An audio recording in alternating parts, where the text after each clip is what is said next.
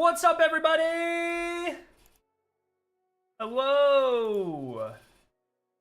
What?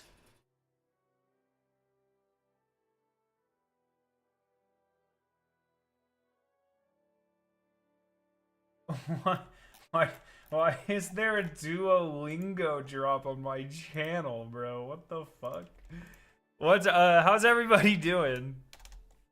Welcome, friends. Welcome.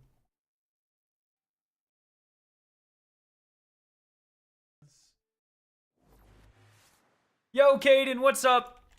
I hope everyone's having a good weekend thus far. I feel very, is my face cam dark? One second, my mic might be in the way.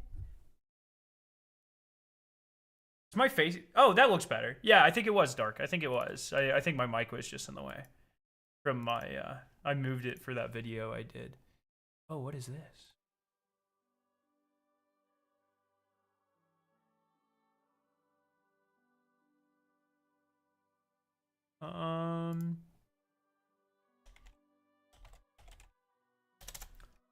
Bam. All right, we're good. Racing League, yo. Avion, what's up? How you doing? Yes, so there is an SRL event in Destiny Rising right now, which is pretty sick. Yo, investment. I saw that SRL was jam-packed with cheaters. Yeah, I've seen a couple people say that, but I think they tried to fix it or something. I don't know. I'm not really too concerned. I don't even know what you get for placing. We'll check here in a second. I guess I can check right here, right? Oh, I'm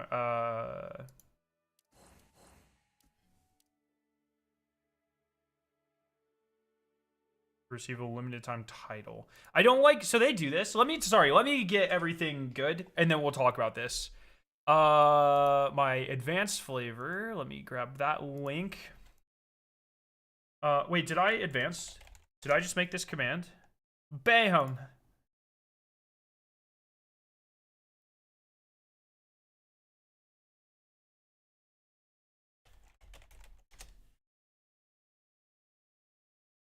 Come on, Nightbot, do your thing.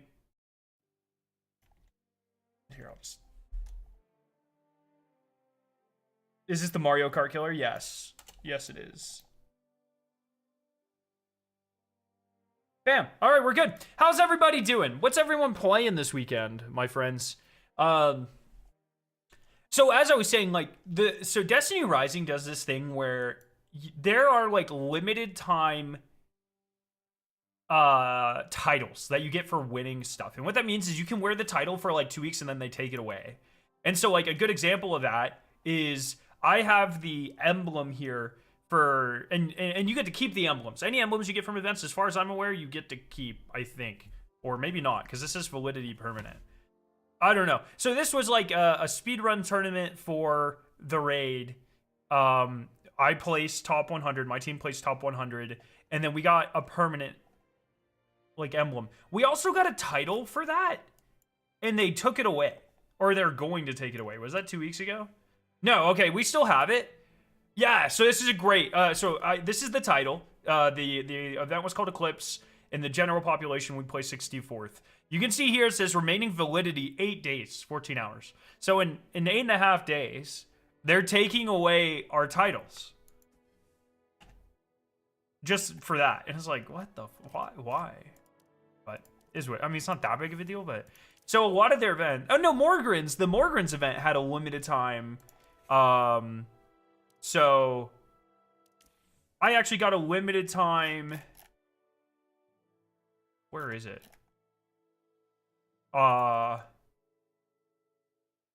got a limited time one for an event last week. I don't know where the fuck it is though, but it only lasts for 2 weeks. I really don't like that they do that. It is, I mean, it's whatever, but like. So, yeah, yo, and Nari, thank you so much for the sub. You're playing Borderlands. I think I'm gonna take. I'm not sure I'm gonna stream tomorrow. I think I'm just gonna play Borderlands all day, like just offline, fucking chilling. You know, no shirt on, basketball shorts, free balling it, just lock it in for Borderlands. I think that's what I'm gonna do. Although I do have to play, I need to play the Zombies beta for Black Ops 7, so maybe there will be a stream tomorrow. I don't fucking know, man. I want to do some Sparrow racing because I've been going through it and working on the seals. You can see I have a lot of seals now. I'm very close to these. I can get these. I just need to get 5 more patrolling elites and I'm done there. I just need to do a little bit. Wait, I can get that. Why didn't I turn that in? That's kind of weird. I'm like close to 2 more. Oh, let me go ahead and check chaos before I forget. Like I've been doing pretty good on my title grind, as you can see. Like I'm getting there. Sparrow racing, I've done 5 total Sparrow races. I've done effectively like nothing. I've yet to come in first place, and I need to work on these a lot. So I figured, what better time to work on this triumph than when it's a focus event. So I'm gonna do that. Let me check chaos real quick to see if it has what I need to finish that title. Sorry, it's quite loud. Yo, Lab, what's up? I'm here to share a video. No. Only title I care about is Angler. The real ones that played, the real ones play Destiny Rising for the fishing. I have Angler. I cannot believe Destiny Rising got a fishing title before Destiny 2. That's fucking tragic.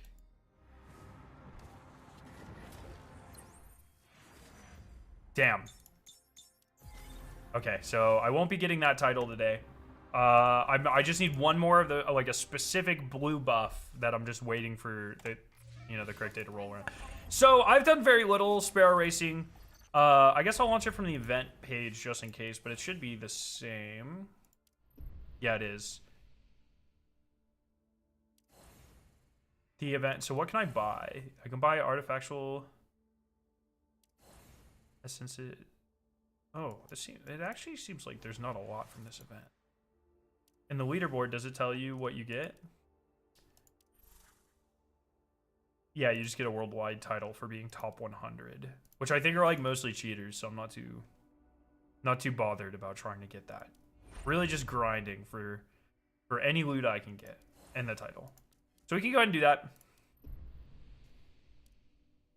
Oh.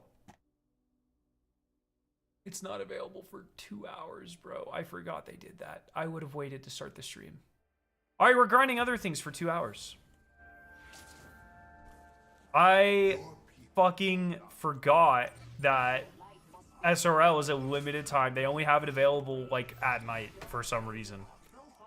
Fuck, I'm stupid. Ah! Okay, that's fine. I got plenty of other things to do.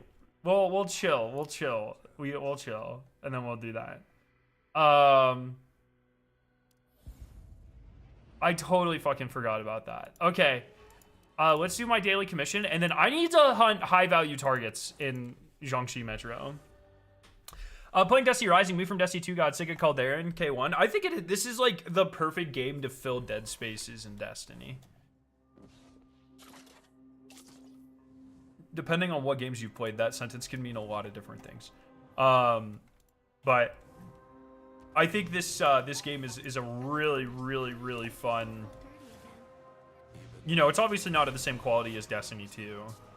But there's just so much to do and grind, and a lot of it feels really good for, especially what it is. So, there's also tokens for an SRL shop. Yeah, I saw that. That's a wild way of time gating content. They do, so like, PvP is only available on the weekends.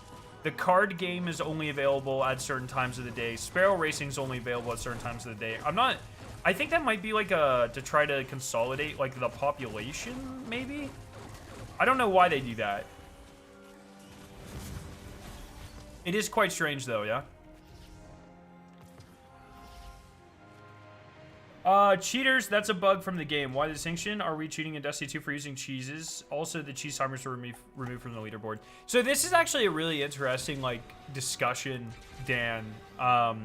Because cheating really, like, I think what you were referring to would, or what you were alluding to would typically be called, like, a hacker, right? Cheating is technically just getting like an unfair advantage by using something outside of the rules, right? So, like, technically using an exploit could be defined as cheating, yes. It's just that Destiny players, like myself, we've been kind of spoiled because Bungie has this, like, fairly unique viewpoint, especially for when they decided to start doing this. They have a fairly unique viewpoint of if something's their fault, we can abuse it until they fix it because it's their fault. It's not our fault. You can't expect the players not to take advantage of things. There have been other companies like, specifically I remember BioWare with Anthem. If you used any exploit, they would fucking nuke your account, dude. I remember that happened to Glad. It was a whole fucking thing. NetEase has taken that approach where it's like, hey, if you cheat, like, fuck yourself. Or if you use, like, an exploit, fuck yourself. And I personally don't like that. I love game knowledge and learning tech and taking advantage of exploits and stuff. Like, I think that's a really fun part of certain games like Borderlands and Destiny. And so I don't like when, I don't know, games are so strict about it. But, you know, competitive. Like, I remember there's a really big for Destiny Rising standards, like community drama surrounding, like, there were some skips for the raid, like certain people knew skips and like may have been trying to like hide strats and stuff, and that became like a big thing.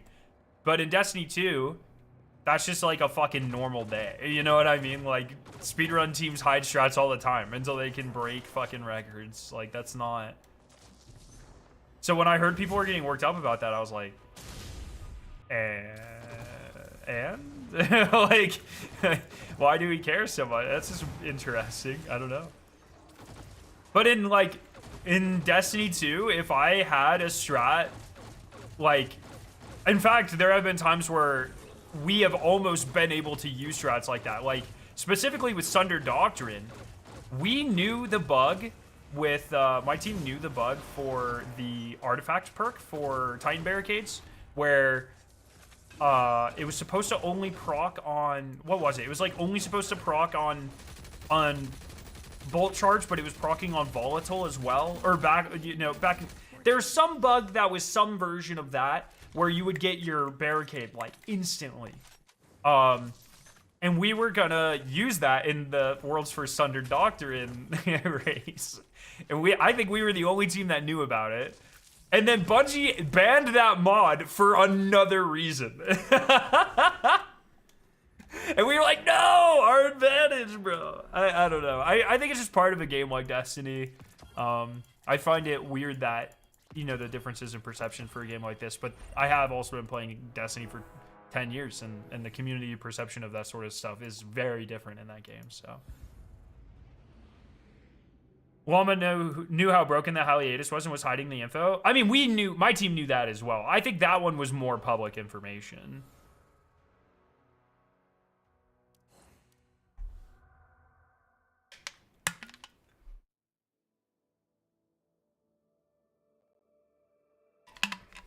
Glad being banned on stream was crazy, yeah.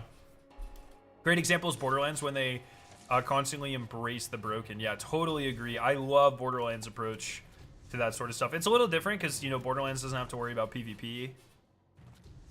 Yo, Cole, what's up? So I'm looking for the high value targets here in Jiangxi, guys. This stuff, this farm is fucking miserable. It's just like, they never appear. I think this guy's doing the same thing. Dong worms.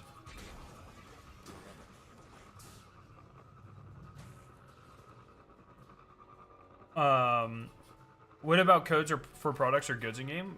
What do you mean? I truly hope when Bungie gets back to their feet with Destiny 2, they'll invest in community moderation. 3 posts in the last 7 days on Destiny the game saying or hinting at punishing the devs on RL and the posts stay up. Bungie does not run Destiny the game. That is Reddit. All of the Destiny Reddits are run by, have always been run by fans. I actually think it would be an unbelievably bad look for Bungie to like command. They would never be able to do this, but let's say there's a world where they can be like, all right, we're assuming command of the subreddit, That is arguably the worst thing they could do for their public image. That would be awful. The last thing we need is like, oh, Bungie is a bunch of fascists. You know what I mean? That's the exact opposite of what this community needs, okay? Let's not do that. Bad, bad, bad.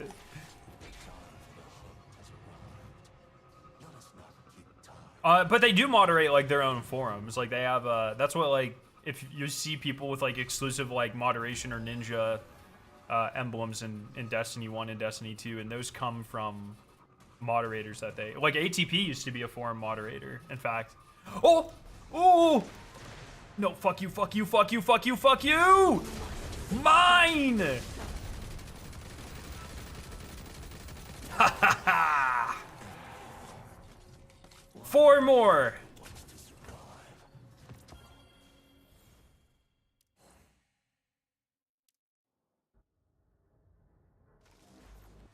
Cheat codes?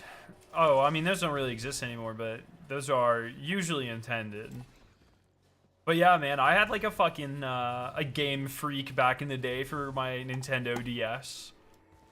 Hey, do you know if mechanics from the additional mechanic featured in the Epic Raid differ from the normal Desert Perpetual raid mechanics? Yeah, they do. I was thinking about making an Epic Desert Perpetual guide, but I think there are a few out there now. I don't know, man. Yeah, Game Shark, yes. I called... Yeah, Game Shark, yeah. Game Freak made Pokemon, yes. Yeah, Game Shark. But yeah, the Epic Raid mechanics are generally the same, and then there's like another 1 or 2 layers on top of it. For the first 3 encounters, at least.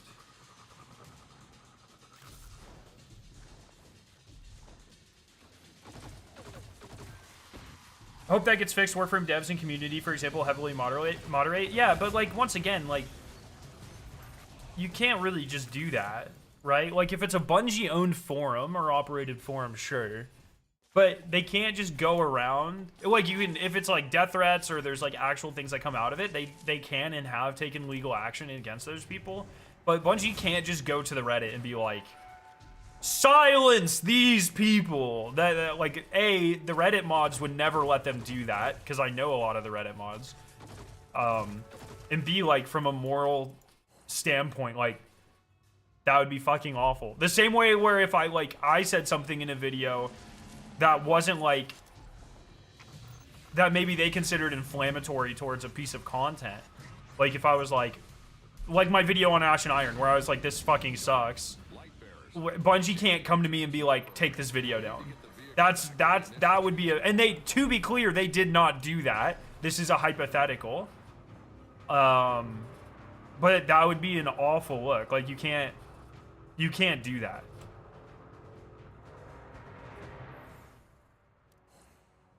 I've done 35 pulls for Estelle. I still haven't gotten her. I don't know if I'll be getting her before she's gone. Oh, best of luck, gamer.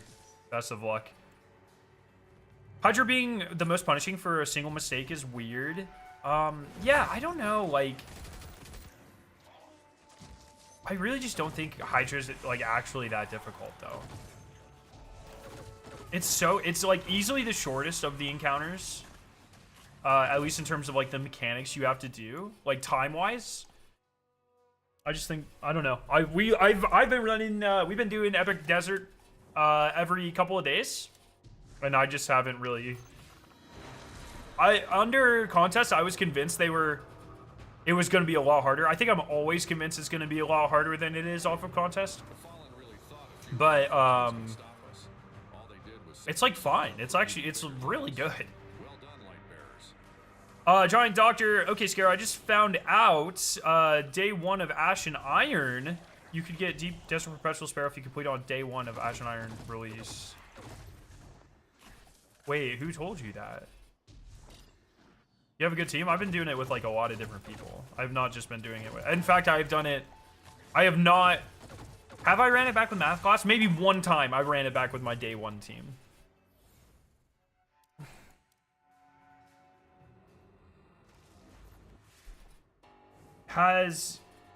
Meets shown. Oh, I assume you mean NetEase. Has NetEase shown that Destiny IP can have success without Bungie, and how do you feel about that? I mean, yeah, any IP can have success or failure without anything. Like, how many examples of you know, long-standing IP like books, right? Like, there's plenty of examples of the long book series eventually being written by someone else. Or video, like movies, right? Like, it's pretty rare that the same person directs or produces or writes every movie in a franchise, especially as especially as they go, you know, longer and longer. Oh my god, fuck you! This is mine. So like, yeah, I think plenty of other companies could do cool things with the Destiny IP, and I would love to see that. I mean, there's a reason we've been asking to see like a Destiny TV show or movie or whatever forever. You think like Bungie would make that? Like, they'd have a hand in it, but they wouldn't make it. But I will say, arguably the dumbest take I've heard in the last couple of months is, oh, they should just give NetEase control of Destiny 2. It's like, look, man, Destiny Rising, I've been playing a lot of Destiny Rising. I think Destiny Rising is very fun. But let's not fucking pretend it's even the same type of game as Destiny 2, okay? Let's not pretend just because they can make a good mobile game that they can make a anywhere close to as good as a complete game as Destiny 2. It's like, people just are very... There are so many easy arguments and good points to make against Bungie and decisions that have been made towards Destiny 2. I don't know why people consistently choose the dumbest shit to say that only makes them look dumber and hurts their realistic arguments. I think that is a problem with a lot of community members, with a lot of content creators. I've almost certainly done it at some point as well. But when you have an easy layup, just fucking take it. Don't say dumb shit that makes everything else you say look dumb. To be fair, I think from maybe a top level position for someone from maybe a top level position for someone from NetEase would do the game some good. Specifically, someone who's knowledgeable about quality of life, nice things that Destiny Rising has that we want in Destiny 2. I disagree with that, because like, keep in mind, like, we have known for fucking years that the devs at Bungie have wanted to do, like, fucking Liana was talking about clan housing 4 years ago. You know what I mean? Like, we know that Bungie has wanted to do shit like this. It's just it's a timeline thing. It's a budget thing. It's not that Bungie doesn't, or like the devs don't want to do this shit.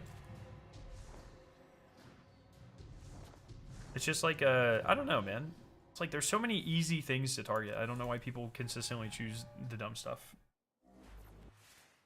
Is there a garage for Sparrow for mechanics to upgrade your machine? Now that would be fucking sick. I'm not like a huge fan of Sparrow racing, truthfully. But I could get behind like Sparrow building.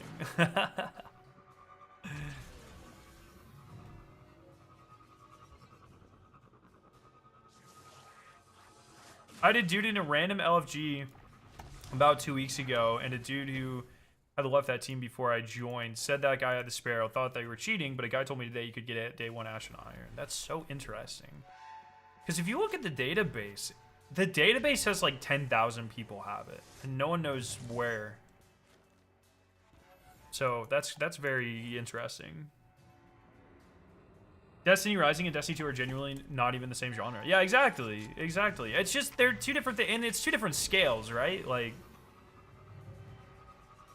yeah, the fucking, if you go to Warmind Analytics, someone give me the name of the Desert Perpetual Sparrow. Me and my friends were literally looking at this last night because we thought it was like something in the API was bugged.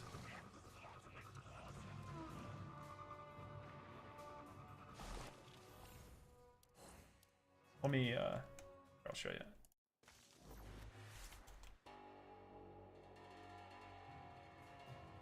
What's the name of the... What's the name of the spare? Like 10,000 people had it. Yeah, here it is. Here it is. Skimmed surface. 10,300 people supposedly have it. Me and my friends were looking at that last night. We were like, yeah, that's bugged as shit. But maybe a lot of people just got it day one. I don't know.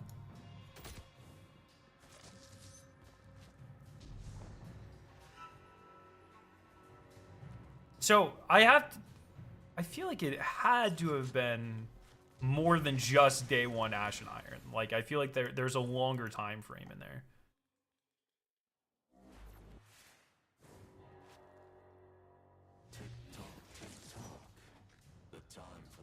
Scare wish me luck. I'm trying to do a one phase Hobgoblin Epic on 5 feet on LFG. Why?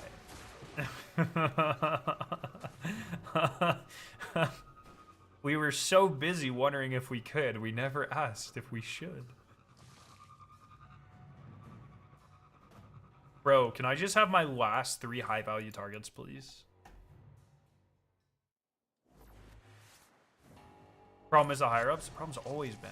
Oh, like every fucking problem with every major company and you know, planned obsolescence and declining improvements between updates or generations of products or you know, rounds of huge layoffs, all of this stuff, everything comes back to that, dog. Every time.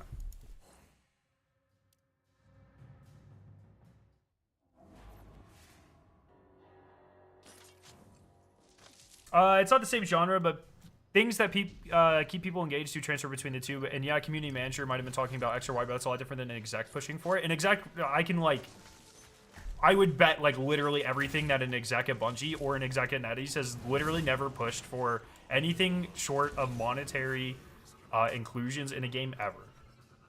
There's literally no way a single person in Bungie's C-suite has ever asked for a genuine gameplay thing to be included in a game. I refuse to believe that.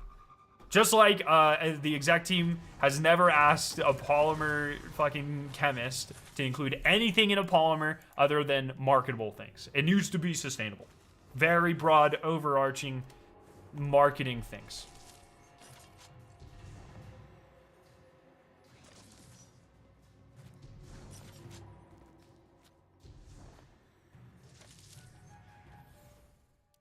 But P. Parsons not like, well, okay.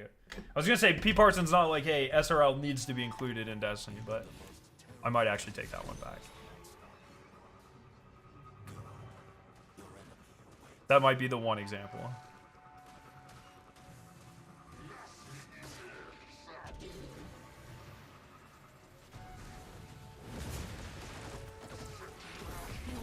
Get the final hit! Oh, I don't know if that counts as me killing it.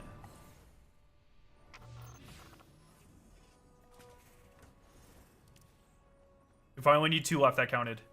Fuck, bro! Stole my kill.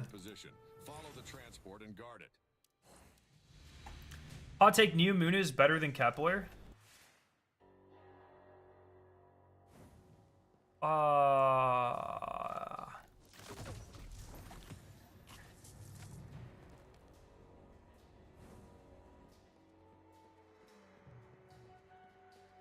Maybe like aesthetically, I guess. I don't know. Top of Kepler's peak, like the very top of the map, I really enjoy.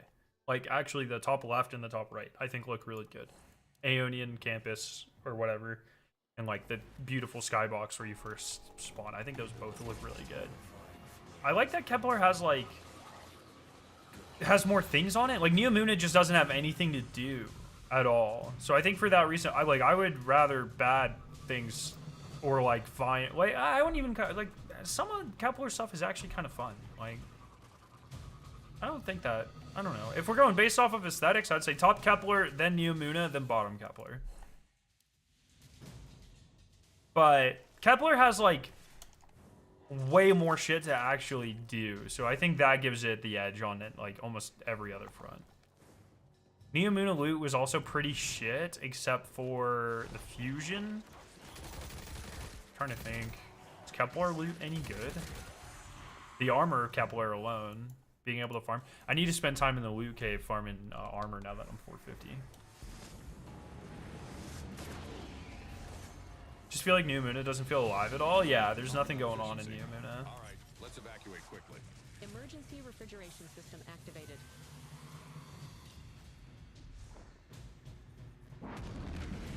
Darn it, light bearers.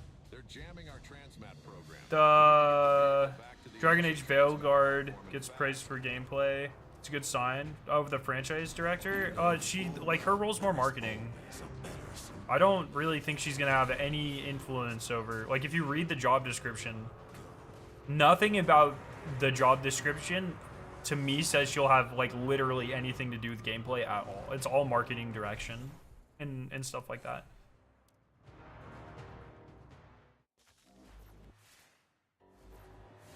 I wouldn't. That's one of those things where it's like, most people trying to clown on that position have never worked like an actual job. Like, that's a very behind the scenes thing.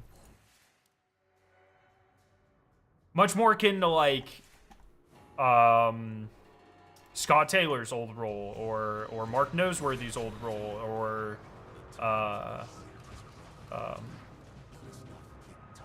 Justin Truman's roles, like, all, like, not really gameplay focused, more business. There's Destiny has traditionally, and she's obviously above this, but the way Destiny has traditionally worked, as far as I can tell, there used to be, and I'm not sure if this is still the case, but there used to be, like, always 2 game directors, and one did the gameplay and one did, like, the back-end marketing. So, like, when you had Christopher Barrett, Scott Taylor, Christopher Barrett was, like, gameplay. Scott Taylor was the other side. And then you had Luke Smith, Mark Noseworthy. Luke Smith was gameplay. And Mark Noseworthy was the other side. And obviously there's going to be overlap and they're going to work together to some extent. Like, they're a partnership. But they're going to have their different areas to focus on.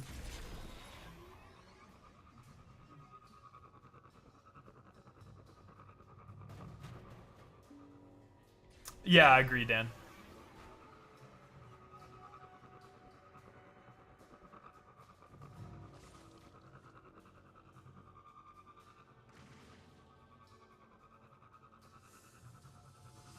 Bro, I just want my high value targets. I just need 3 more, and then I have this fucking title.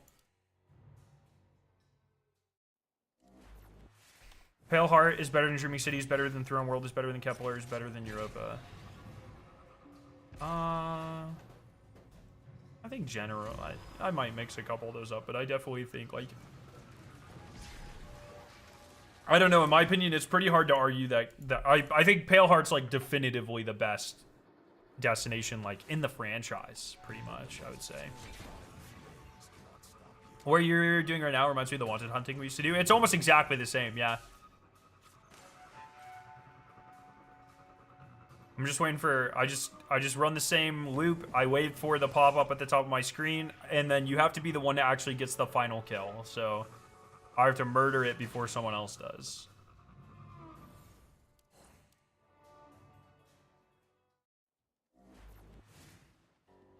I hope the exotic mission will be fun to play and farm. I'm kind of curious if there's gonna give us a reason to farm it. I'm not expecting that, but I do hope it's fun. I'll be live on Tuesday. I'm gonna take a longer lunch break. We'll do the mission. We will hunt for secrets, because I'm sure there will be, hopefully, fucking some secrets for Catalyst or something. So yeah, I will definitely, I am definitely excited for it, for sure.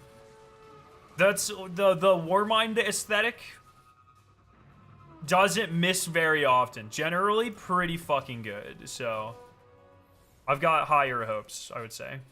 Final blows are mad annoying. Yeah, yes. It's your best time in the event? I haven't actually done a Sparrow Racing event yet, because it's not available for another, like, hour and a half. And that's my bad. I didn't really think that one through. Hey, by the way, everyone, I have a new advanced flavor. It's only available for, like, another week and a half. Scarrow 9's White Grape, Ghastly Grape. It's awesome. Pick it up using the link at the top of chat. It's code Scarrow9, 10% off. And Get yourself a limited time, like, fucking epic flavor that I can't say has been scientifically proven, but let's say I have a pretty good set of evidence that suggests that it makes your friends' moms find you attractive, so. Allegedly. Potentially. So, definitely pick some of that up. God, I hope there's secrets. I'm not counting on it since it's a portal activity. I mean, all the other exotic missions are portal activities, and most of them had secrets in them. You know? I guess they weren't built to be portal activities, so that's the difference. But yeah, I hope there's a secret. I like the secrets in exotic missions. They tend to be pretty clever and unique, so. Time-gated catalyst, for most likely for the axe. Why do we think that?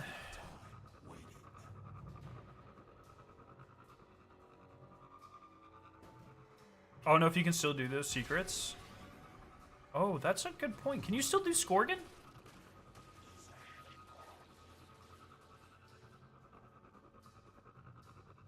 It's the drones for the axe. It has to be.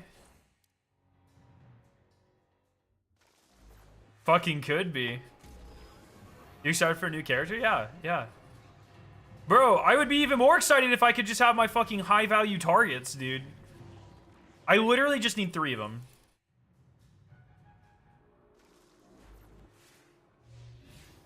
It's Bungie. When have they not time-gated anything recently? I mean, they didn't, like, they've been quite consistently moving away from time-gating. Things have been delayed, unfortunately, but, like, the Revenant, Slayer's Fang wasn't time-gated at all. You could do all those day one. I don't know. I don't remember Choir of One. Barrow Dyad was different. It did kind of roll out. I don't know if you want to call that time gating. That was sort of like, that was tied to the story. That's a little different, I would say, but like really not that much with Edge of Fate or anything past since been like time gated in that sort of way. I don't know. I think the closest two comparisons we have, and I'm not saying they won't time gate, maybe they will, but it just doesn't really fit their release thing they got going on nowadays. But Slayer's Fang was definitely not time gated because we ran it 57 times that day. And then Barrow Dyad was handled completely differently, so.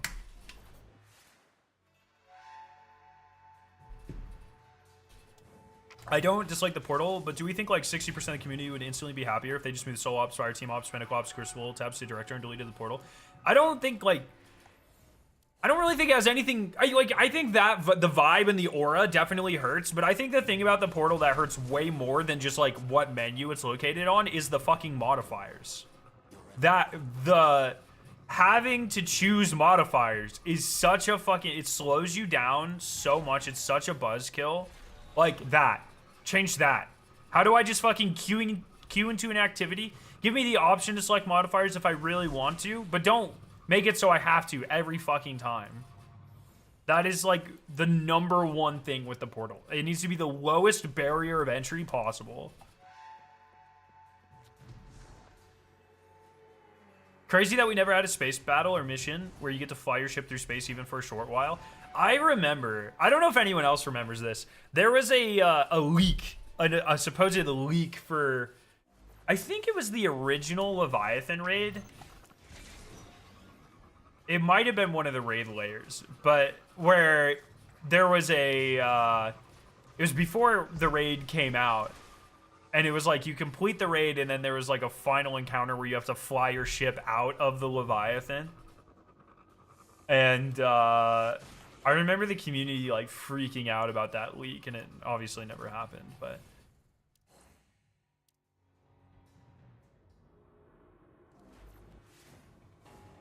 Okay, but what if they rename the director to the Portal 2?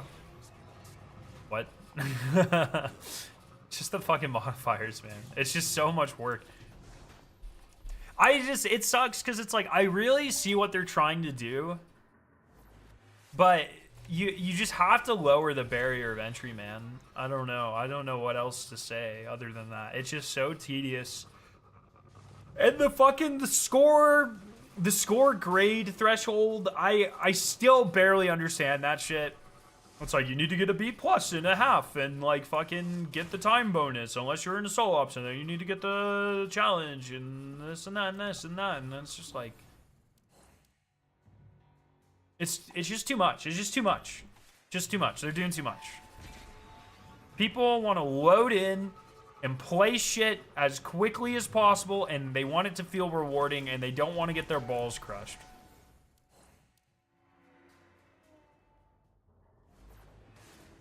I am very excited for the new character. I think Hellhest is going to be sick. I think her kit's going to be really fun. I'm a big fan of summon characters in this game, so. Unironically, bring me back to the days when we were doing extra challenges in Nightfall every week. I don't think that. I think we need to evolve past that. I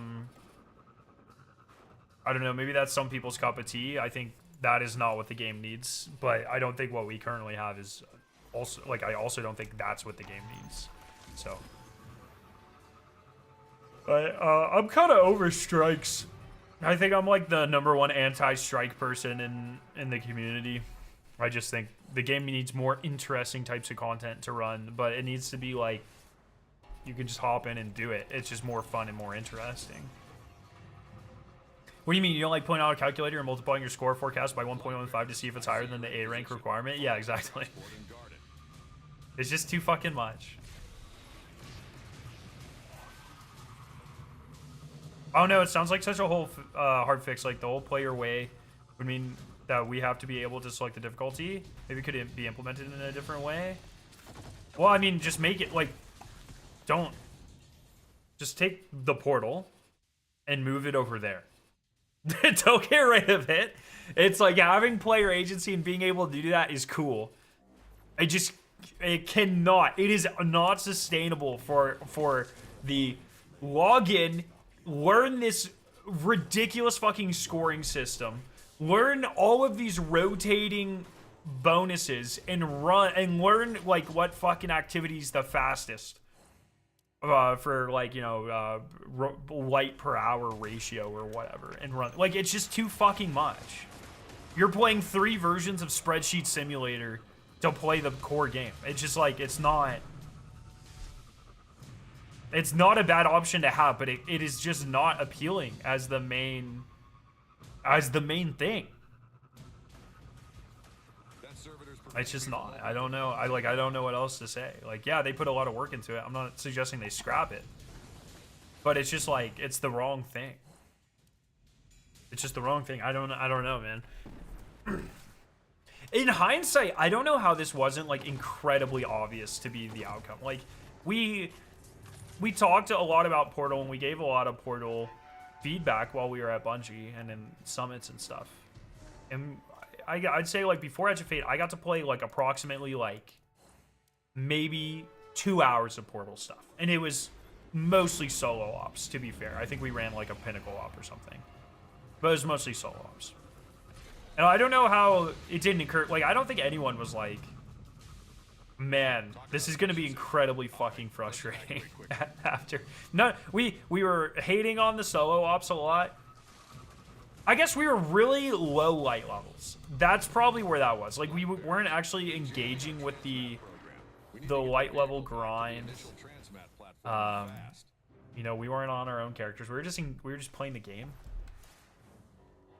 So, are you doing the content creator speed training for Epic Desert Perpetual? Yes, we're still looking for our 6th, but yes. Oh, let me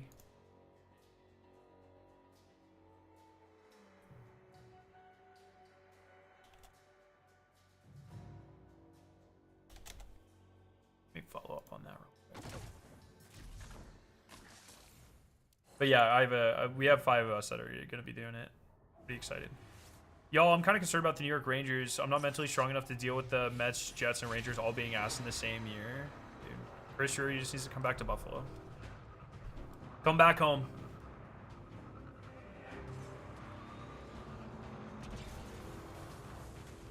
Like if whatever activity we do auto says it's whatever we need to level, I guess, man. I don't fucking know. I just think of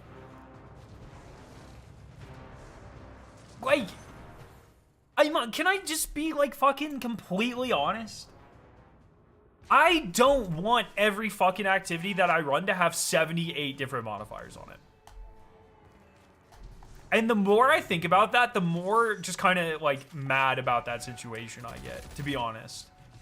Like, why do I have to run something with locked loadouts, no HUD, fucking exploding enemies, half my enemies are invisible, the other half are circle jerking in the corner, and I have to kill them in a specific order to get maximum points?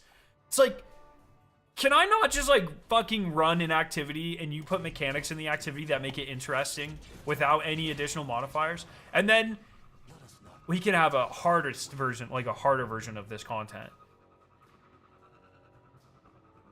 A harder version of this content.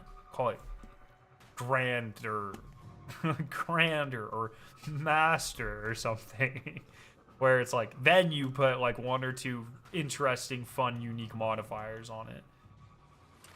Once again, I don't want to just suggest we go back to where we were, because obviously that wasn't working, but fuck me. It is so annoying that now I have to run without a HUD, and I have to do all these things, and it's just like, it's just a lot for a normal-ass activity to do. No, I haven't tried zombies in the Black Ops 7 beta yet. I want to, and I'm going to. I just haven't had time.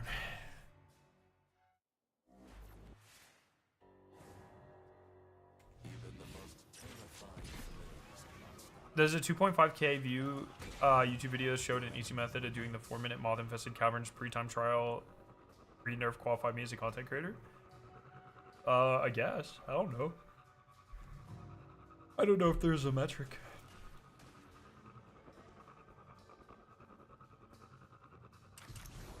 Bro, can I just have 3 more high-value targets, please?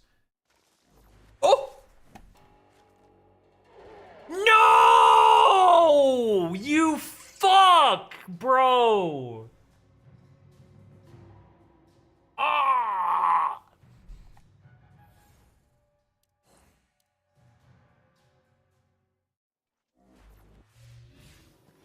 I'm sad again.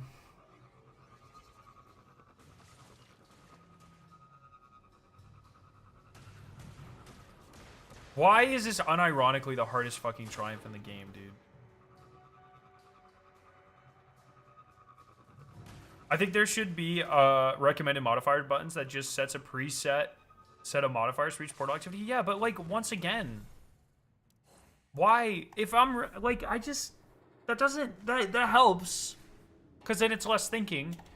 But then that just makes it so you're fucking HUDless, and you don't have a fucking mini map or radar, and like you're locked loadouts, and you're like why? I don't understand why. I didn't see this as a problem, but now that I've played like 100 hours or whatever in the system, or hundreds, I don't even fucking know at this point with this system, it has just become overwhelmingly apparent to me that I don't want to run activities with 50 modifiers on them constantly, and that be the baseline for activities. I just don't find that fun.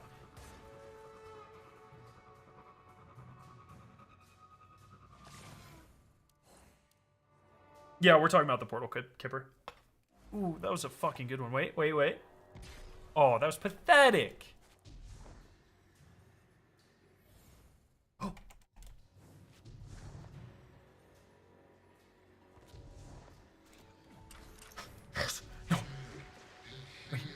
Wait, please. No.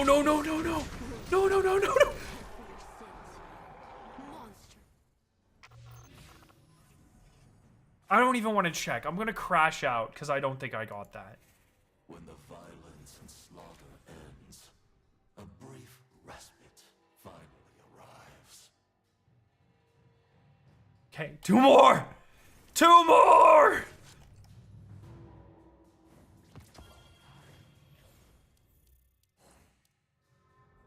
Two more! Yo, Jedi, what's up? Have you been doing your Shadow Shaper duel so you can get the Daybreak Triumph? I've been doing some of them. I'm only like level 5. This is Ruffians 2.0, yeah. This is Wanted Enemies 2.0.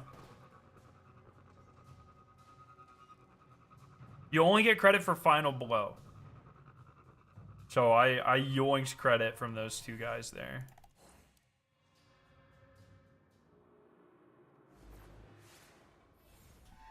So I guess if there's one here, they'll automatically pop up when I load in. So I don't actually have to move from there.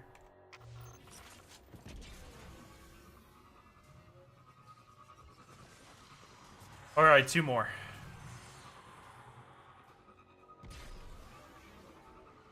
But yeah, man, I don't know. Like, it's clear the game has to change, and I like player agency. But it has to be player agency as an option, but also like a low barrier of entry. And it has to be fun to replay. And there has to be new content. And the portal can't only crutch on old content. Stealing those blueberries are their triumphs? Yeah, fuck them, bro. Yo, Theo, what's up? How you doing?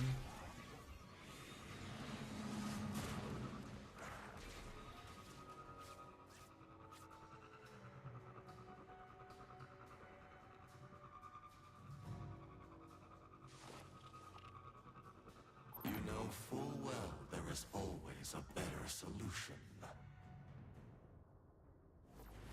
Also, not only do we get Hellhest on Monday, new character for Destiny Rising, but I believe, let me check before I say something stupid. I believe, God, there's too many fucking menus in this game. Have I ever talked about that? Yes. Wait. Thursday? Not Monday? Oh, Thursday. Not only do we get Hellhest on Thursday, but we also get probably new seasonal content, which is pretty sick. Light bearers, I see you're in position. Follow the transport and go. That's pretty sick.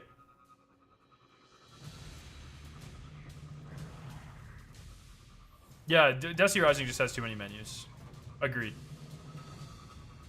That's probably my biggest complaint with this game.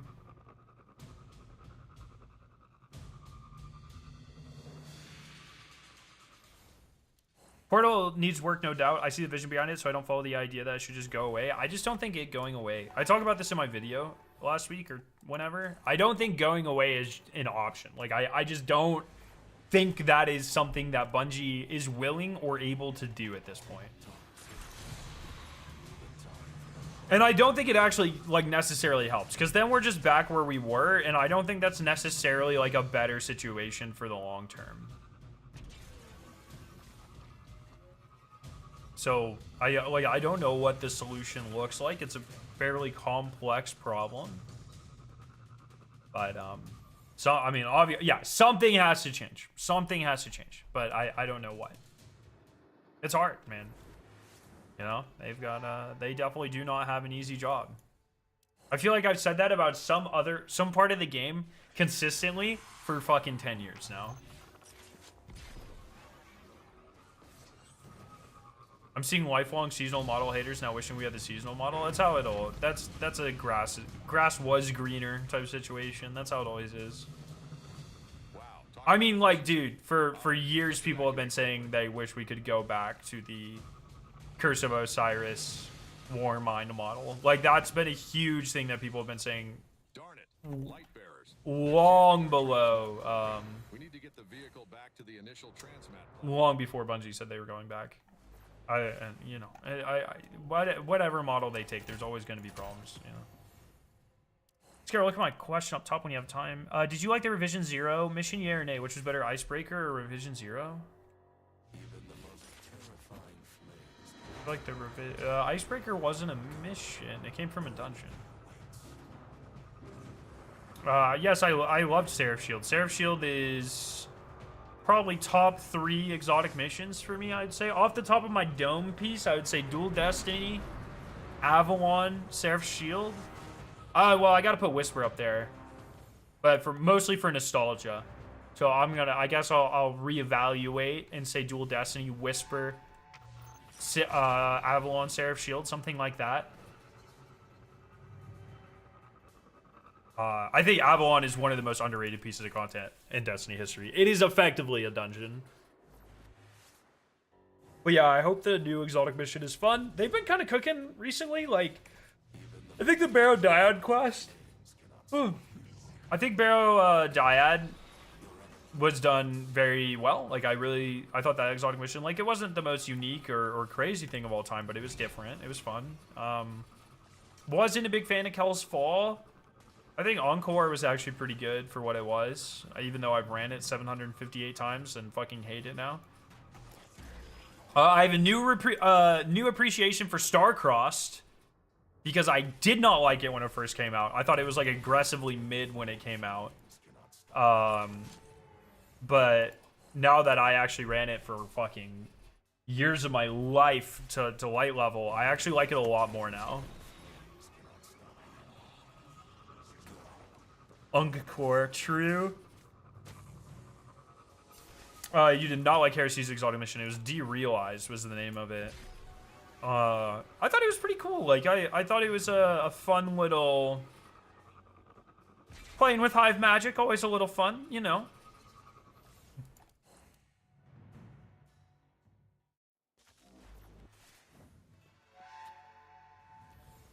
Bro, if these last two could spawn, and I never have to do another fucking destination bullshit farm again, I would be so happy.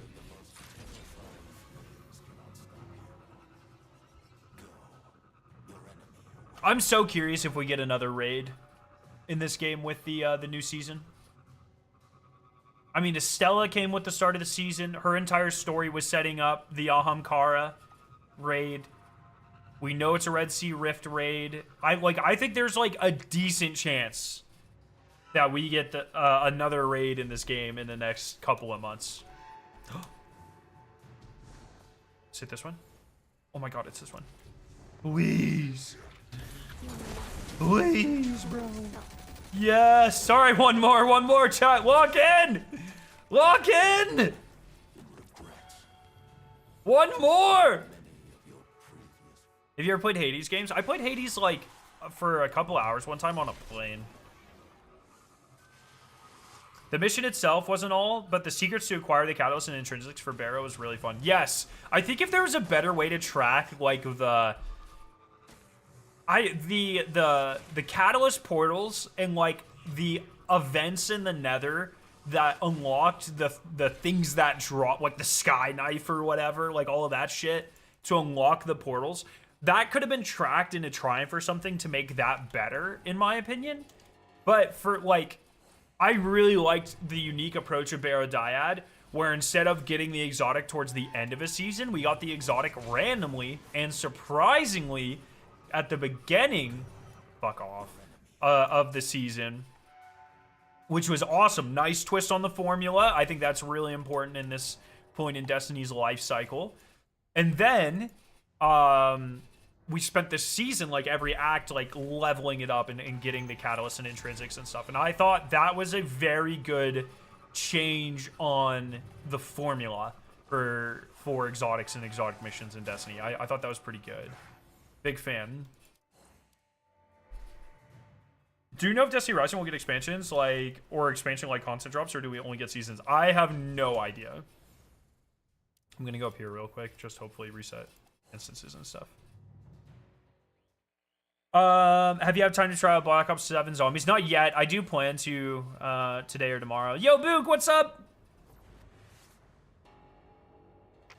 Yeah, I don't know. Just because of my... why do I keep loading into the same instance here? Because of my inexperience with gacha games, I'm not really sure what the content model usually looks like. If we get another raid in this game, the worst people you know on Twitter are going to be insufferable. Fuck them, dude.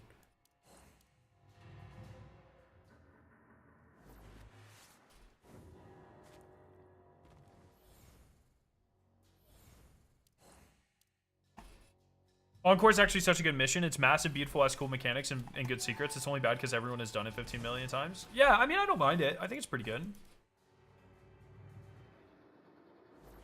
What acclaim am I at? Good question.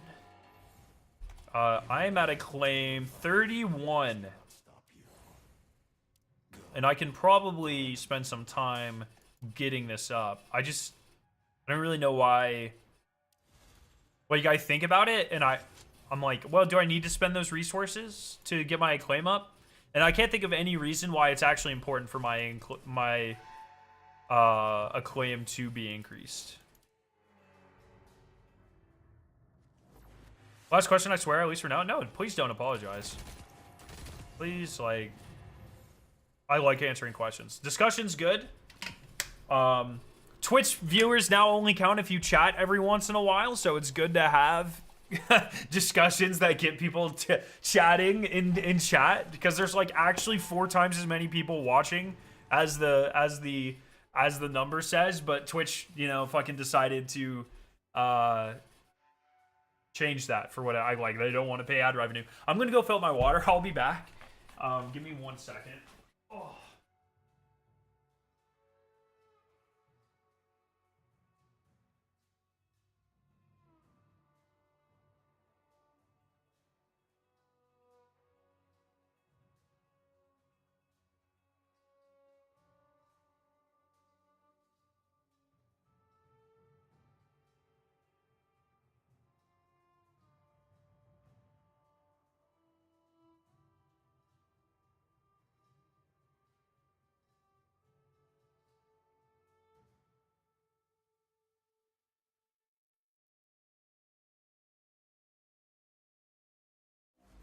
All right, I'm back.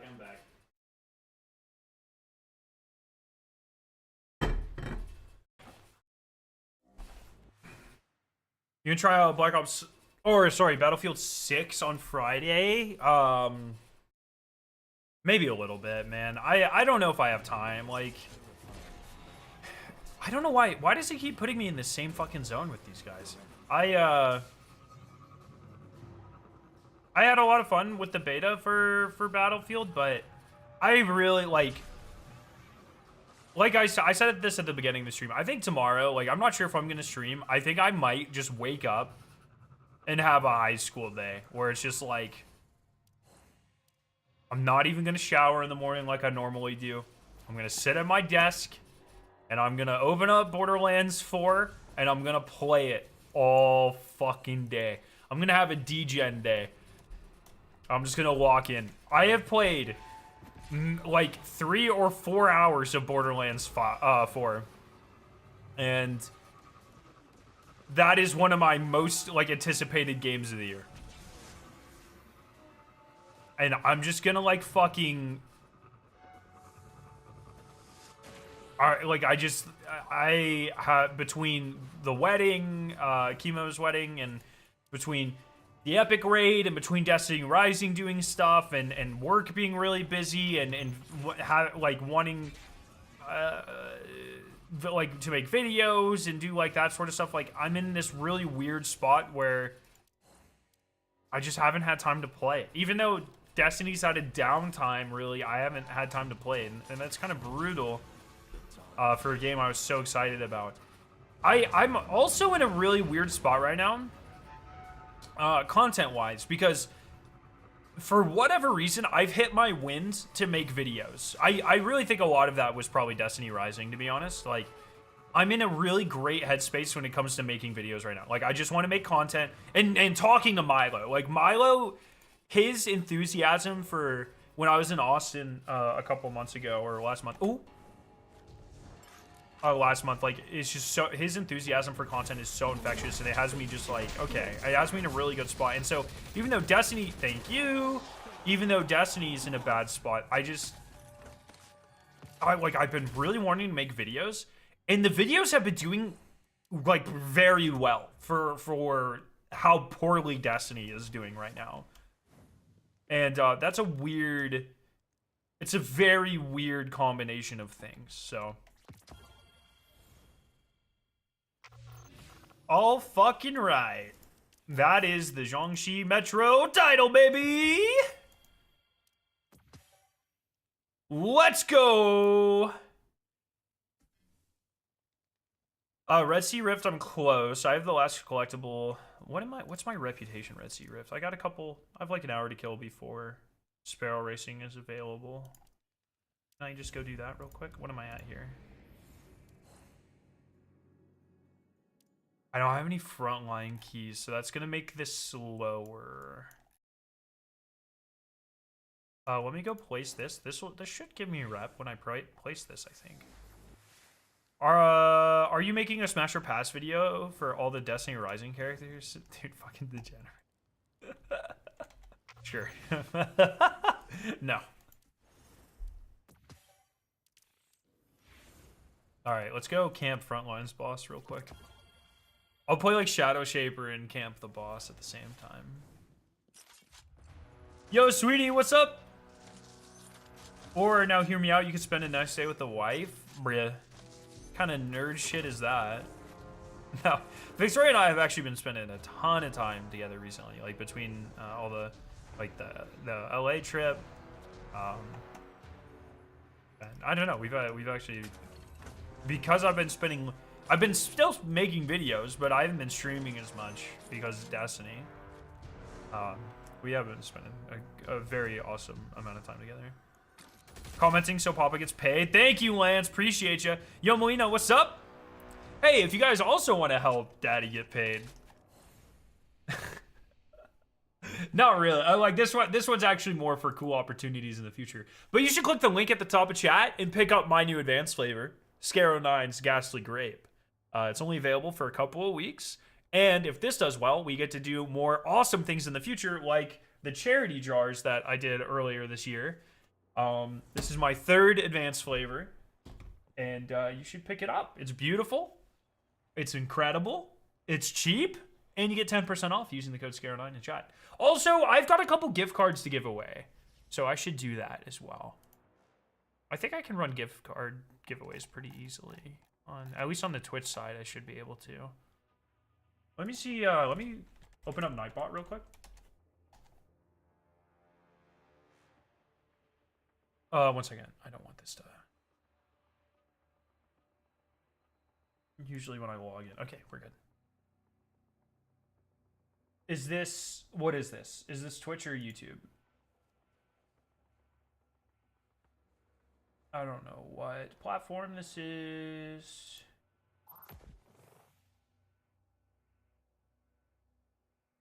Oh, I watched the rest of the VOD yesterday. I didn't realize all those questions have been asked already. Sorry about that. Well, I don't know what you're talking about, Legion. Your whiteboard video was really good, by the way. Thank you. Yeah, the response to that video has been insane, which is sick. All right. All right, chat.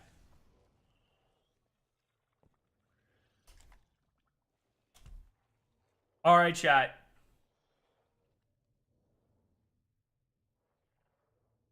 Okay. If you want to enter on the Twitch side, if you want to enter for the advanced gift card, I think they're $20 gift cards.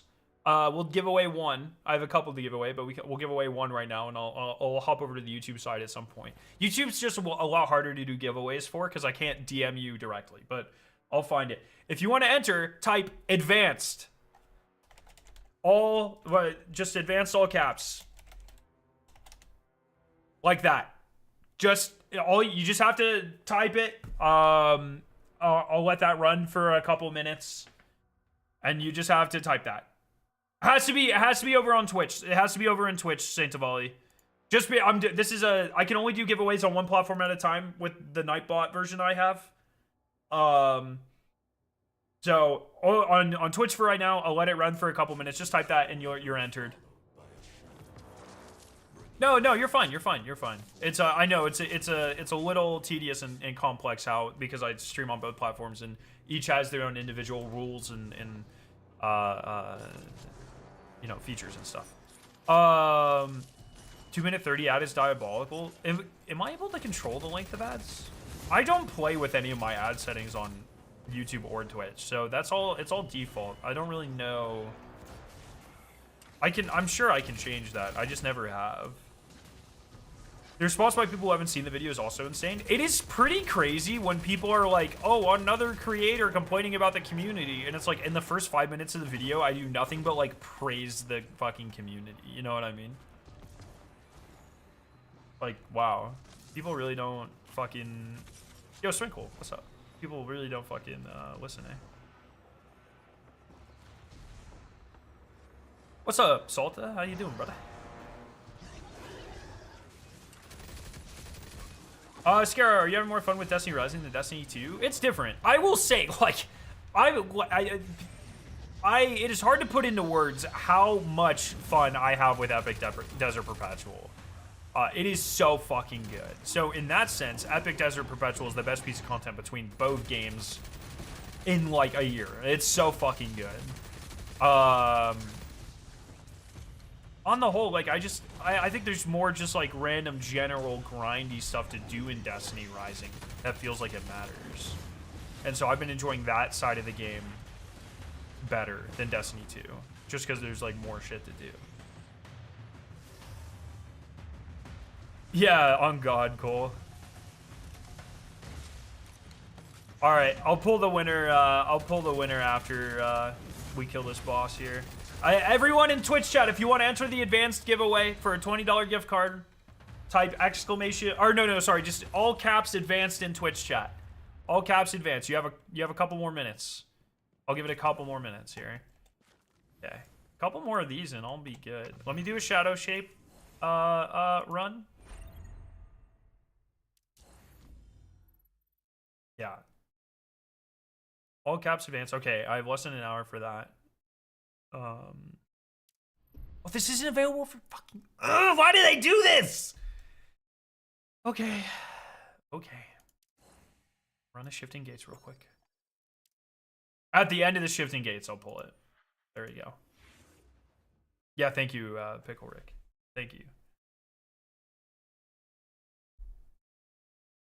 I agree, the Epic raid is fun. I've been doing community service, doing Troopers and LFG with my friends for it. Awesome. Yeah, it does really make me sad that,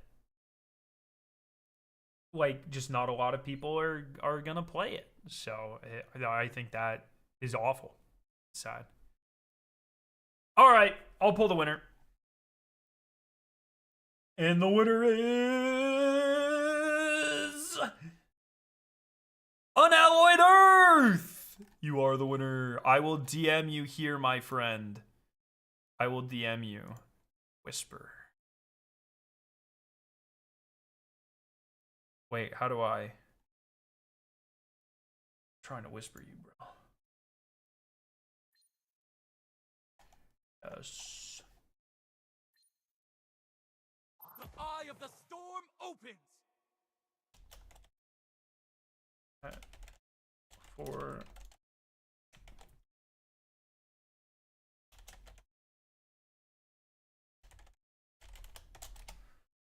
okay, let me get you the link to my flavor as well. You don't have to use the code on my flavor, but you should. There you go, my friend. Thank you so much. And we'll have more giveaways. We'll do more. I've got a few more of these gift cards to give out, so.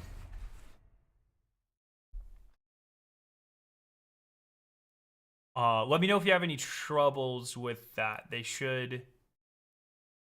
Oh, and you still use code SCARROW9. Oh, let me write that. Let me type you that.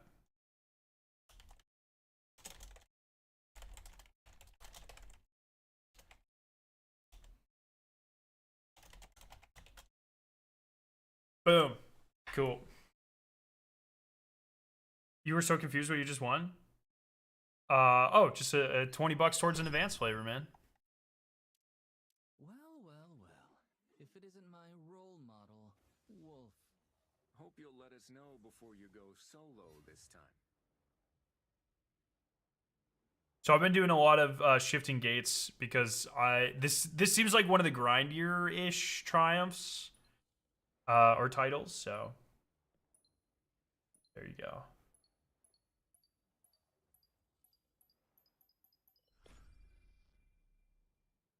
Oh, my wife called me. I'm sorry. On me, I missed her call.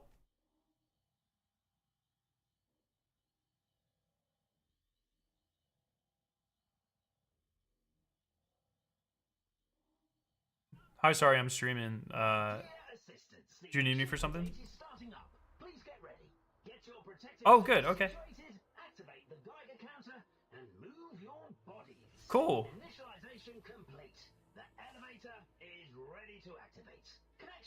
All right, sounds good. Love you.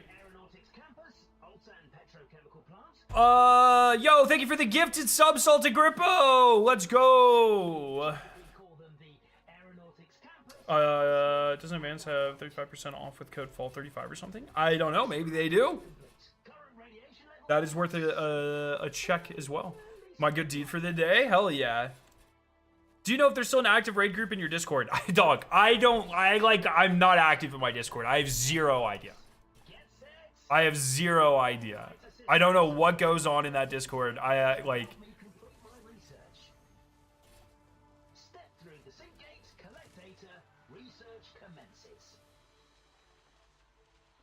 Also, the video guides for the epic raid took longer than usual because the interest isn't really there. Yeah, I should have jumped on that and made one. I didn't know, like, no one was gonna make them. If I would have known that Aztecross and Dado weren't gonna make one, I would have definitely made one.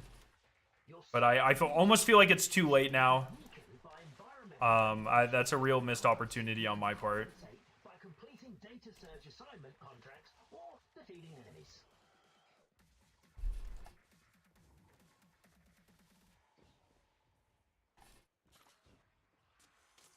Yo, dead inside. Died inside. How you doing? I remember when Scare was active in this Discord back in the Warmind days of Destiny 2. Yeah, well, that's because in Warmind, that was pre-grad school. That was the last time of my life I had, like, an absorbent amount of free time. And here we are now. 7 years, 8 years later.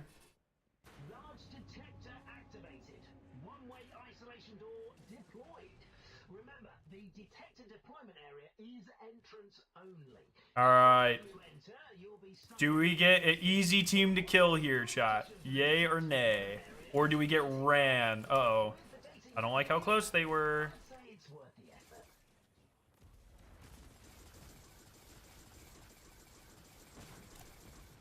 Okay, looking kind of good on that front.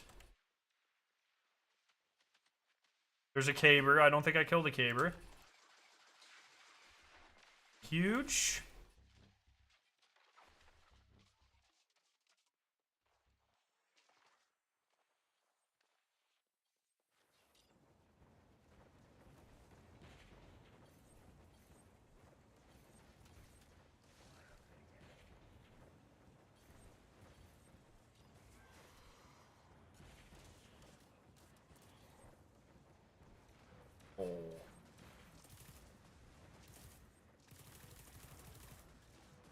Let's go.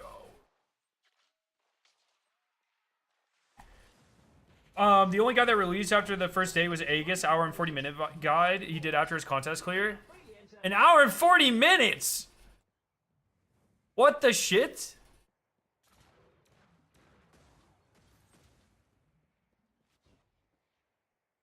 Bro, that seems hella excessive.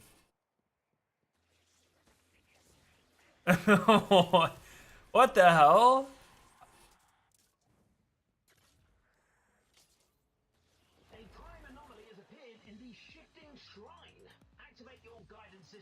You hate being out of pinnacle energy? Yeah, that's another big gripe I have with this game, that system. But I get the vibe that's not going to change. That seems to be like the long-standing norm in these games, according to people I talk to, so. 70 minutes dedicated to Hydra? What? You've now obtained access to enter 2 shifting shrines. Head to the orange beam with your fire team. Dude, I think. Yep, okay, I was about to say. Oh, Jesus. Ready for contact.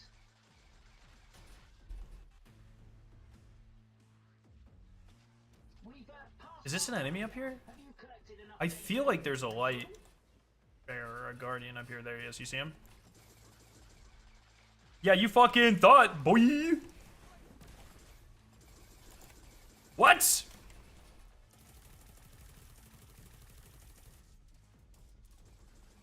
I don't know what's happening. Who needs a gun when you have a light?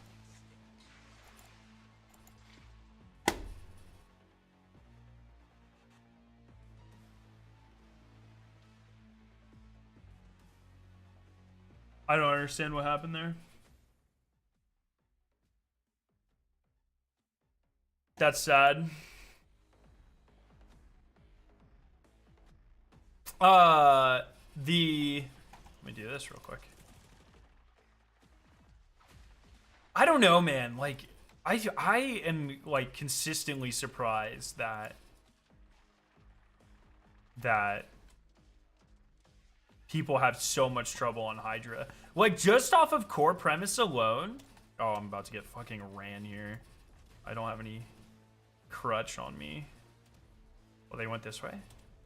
Off of concept alone, I would like assume people would have way more trouble with Wyvern than Hydra.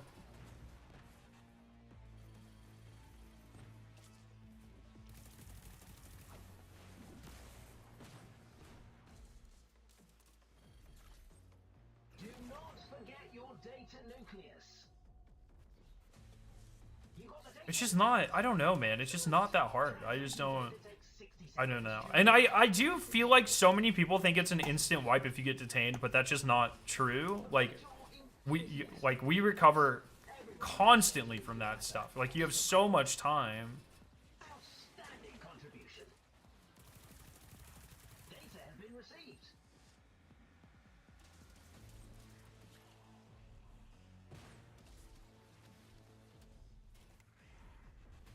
Outstanding contribution. We're gonna have guys over there. Seize that data nucleus.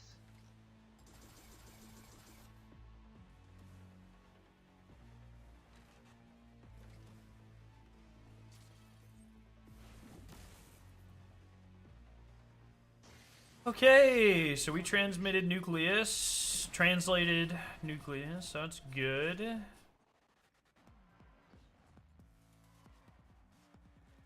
Massive amounts of radiation have made the data doubly active. Now's a great time to upload.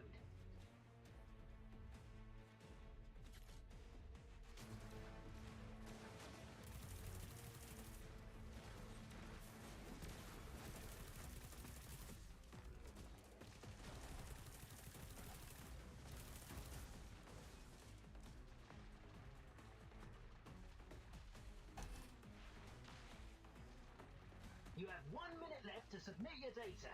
Keep an eye on Okay, the this is surroundings definitely an enemy here. terminal. It's a hotspot for ambushes.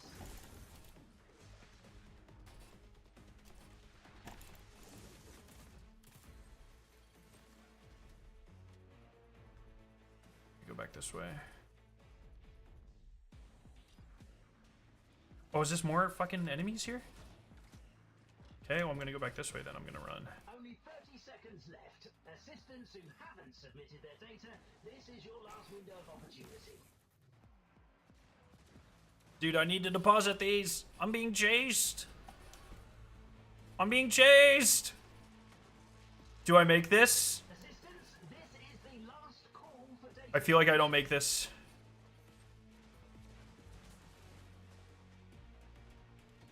I don't make this. That's a shame. No. That's a shame. I've made some interesting You didn't have to solo ult him like that. I killed 2 people. have a moment. Oh, we don't get first place even with it. That's fine. How many light do you have? Like, what's my power on this character? Feel like my team got mechanics down ASAP, but the thing is, we always had a problem with either the bubble thing and the shield breaking on damage, or just lacking a bit more damage. Yeah, I guess. I don't know. I feel like it's so interesting because if you look at like all the times, at least as far as I can recall, and I can pull up the spreadsheet and we can check this, but I think for all of like the top teams, Hydra seemed to be like consistently the one that they cleared or we cleared the fastest. which I find, excuse me, so interesting. Oh, is it gonna put me back in? It's not gonna put me back in Red Sea Rift. So that's another thing that makes, like, I guess maybe it just comes down to a communication thing, and that's really the difference between teams there. I just find that so interesting personally. GG's Riser. Yeah, let me go back to Red Sea Rift real quick. See what this Go find something to do. Yeah, Llama's team is the anomaly though. Like that doesn't. They're fucking. They cracked out for the entire raid. So. Don't laze about. Go find something to do. Shifting gates. 5 more supers. Light cones. Bank a bunch of things. See, I'm getting close to this one. The hard one for this is... So the light cones... Is that confirmed to be the... Is that confirmed to be the fucking... The card things? Are they called light cones anywhere?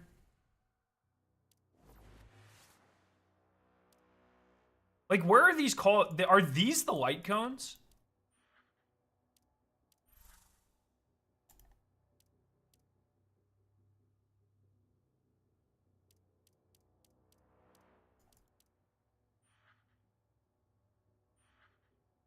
Because I don't think they're called that anywhere.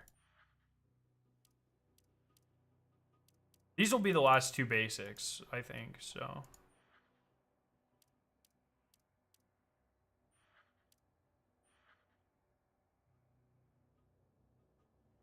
Where did you see light cones? That's what the triumphs ask for. Unlock all basic light cones. Unlock all light cones in a single branch.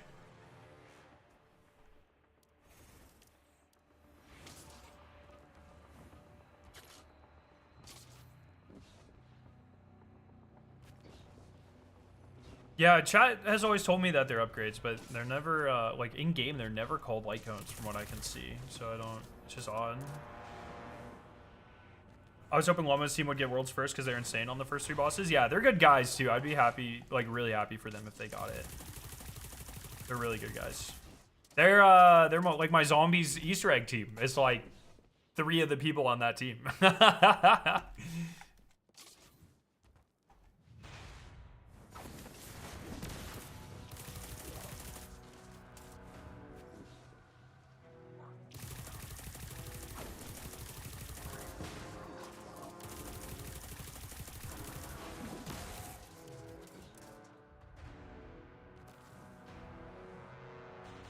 Gonna do a quick final boss here real quick. And then maybe another shifting gates. I don't have too long until Sparrow Racing's here.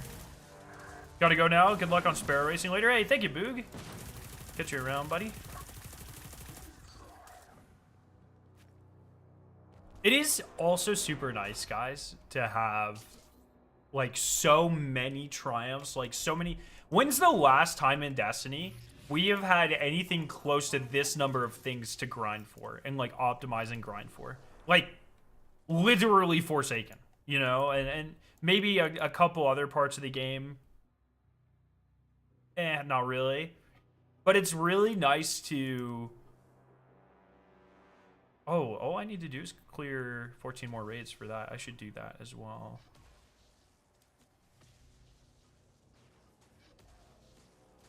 Clear challenge mode stages using 6 different characters. That's something I need. That's a really... I feel like I could actually lock in and do challenge mode pretty easily. Gauntlet's gonna take... Is this one still impossible? What the... I think I got a message. I'll check that here in a second. And then I have to do like a ton of strikes. 100 strikes on any difficulty is crazy for Conqueror. Oh, and Calamity Ops, I have to... 50 Calamity Ops is fucked.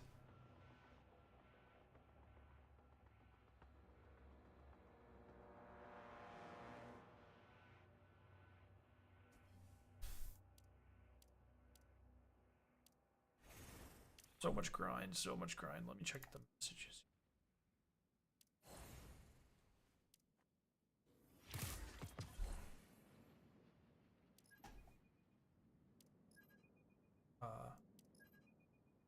How do I check messages? Your friends are fighting hard. Oh, shouldn't it be here?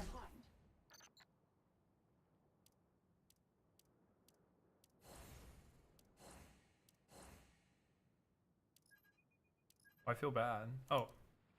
You spend your content? Oh.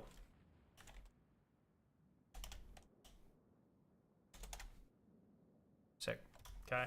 I'm gonna get crucified for this, but the majority of special weapons in Destiny 2 are way too strong. The only heaviest people use are ones with massive reserves. Think about how much new stuff Malpace does alone. Oh, it's so good though. It's so fun. Wait, did they finish? What happened?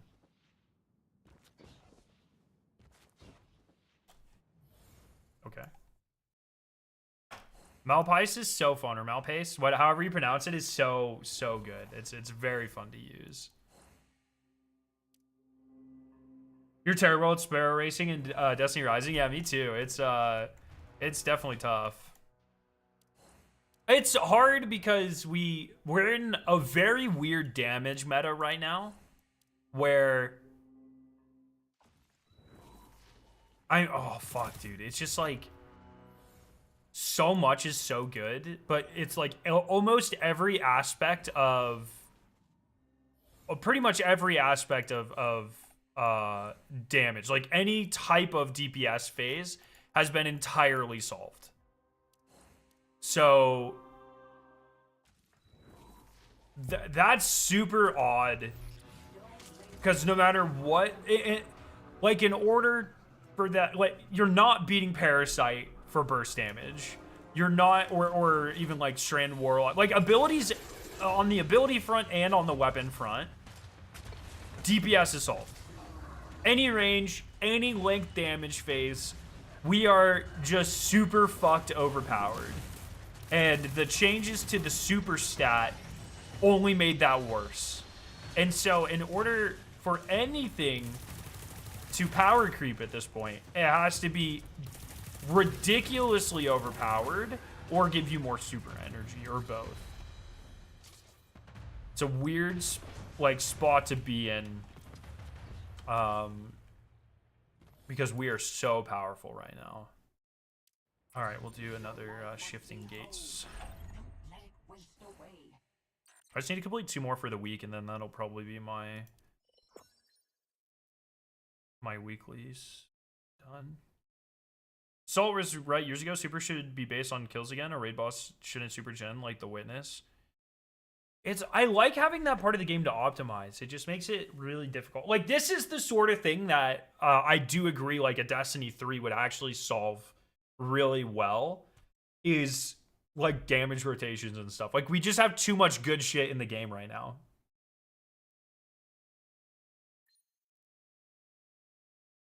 Greetings from Berlin. Yo, Odyssey, how you doing?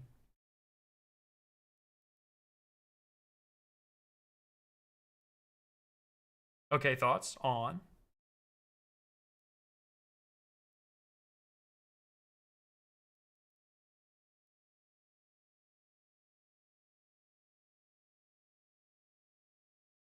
They introduced more ecosystems for buffs other than make orb. Oh no! Oh no! We reinvented elemental wells! Oh no!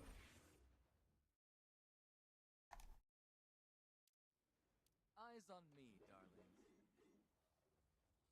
We reinvented Warmind cells. Do you remember when it was like super optimal to make it a Warmind cell right next to a boss to debuff them? And then you had to pick up Warmind cells and get empowered with a light and all that shit.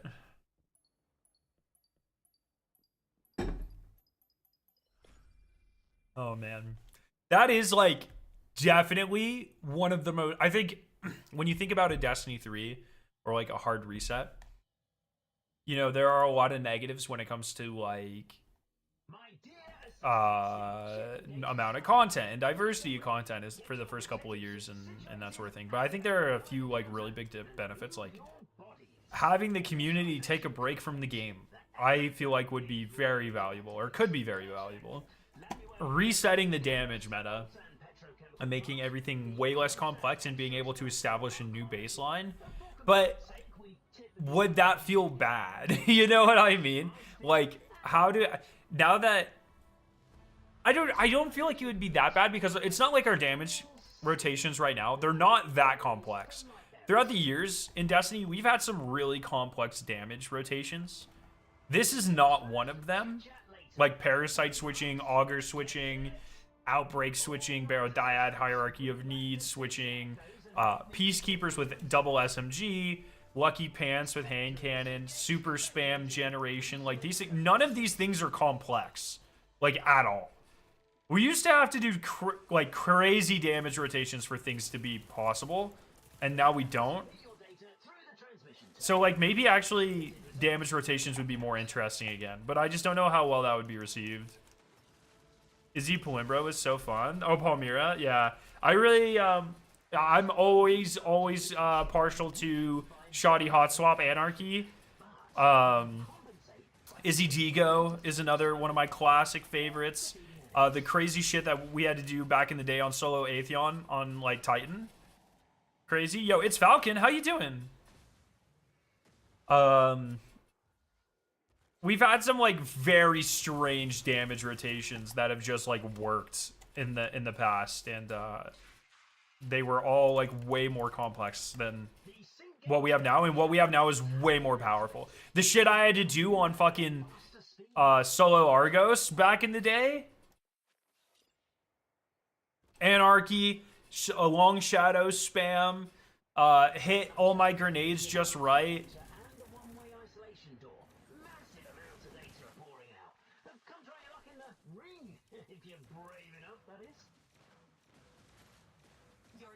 All right, let's see if I can wipe the team. Damage rotation. Oh yeah, I didn't even mention Thunderlord. That's a good point. Thunderlord. I got nerfed though. That M1 is gone. Bro, what are these guys dying to? What? Oh, what are my guys dying to?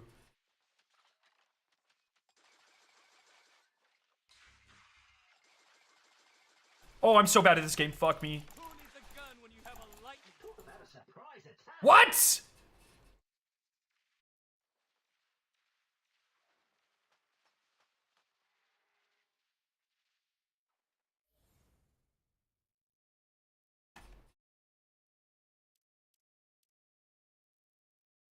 Bro, get me back in there. I'll die on my terms.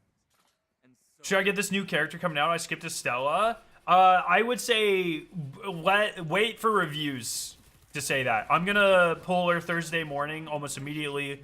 I'll run some activities, level her up, make a guide on her, and then that'll be a better time to assess that question, because I don't know the answer to that right now.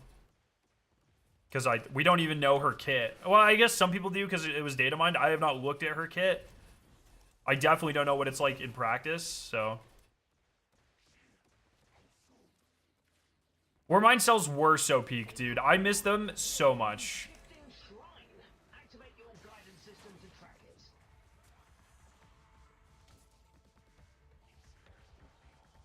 Where mine cells were fucking so good.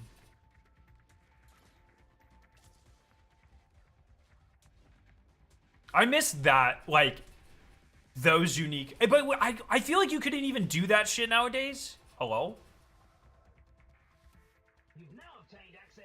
I feel like you couldn't even do that shit nowadays because we're just, like, our normal kits just do most of the shit that stuff did. And I feel like we're just, it would be way, way, way too power crept nowadays. We've passed half time now. Have you collected enough data to meet the baseline?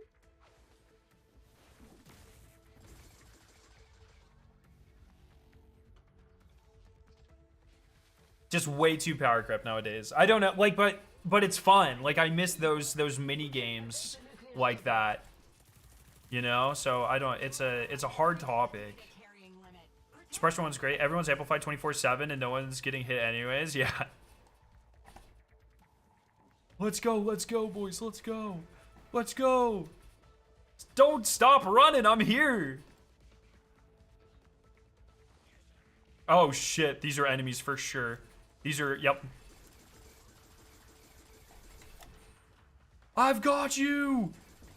I've got you! Go, go, go! Outstanding contribution. Data has been received.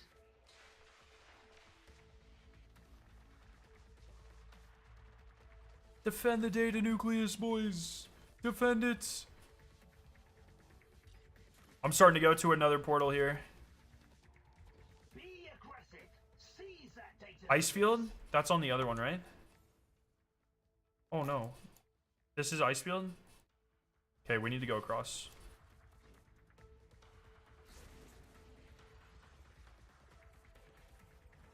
We're going to ice field, baby. We're going to get this data nucleus. I'm nucleating so hard right now. Let's go.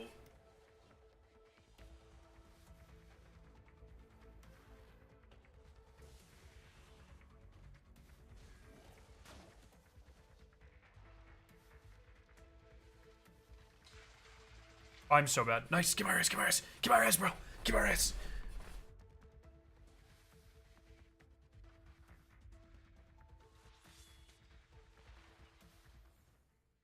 Why didn't he? What? Did he die? I don't get mad, darling. I get evil. Wait, what?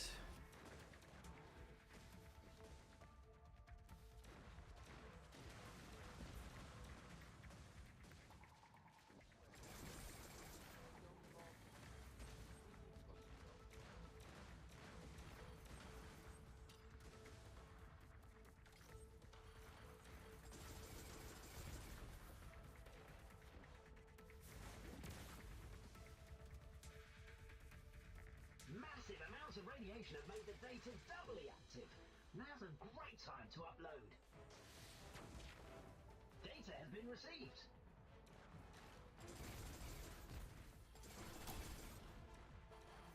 Bro. Go, go, go, go, go. Pirates seem to have reaped a bit too much bounty. Would you like to take a look? You have 1 minute left to submit your data. Keep an eye on the surroundings of the transmission terminal. It's a hotspot for ambushes.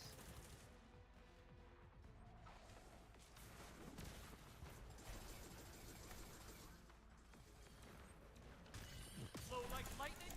Careful, we're down one. Some academic pirates seem to have reaped a bit too much bounty. Oh. Data has been received.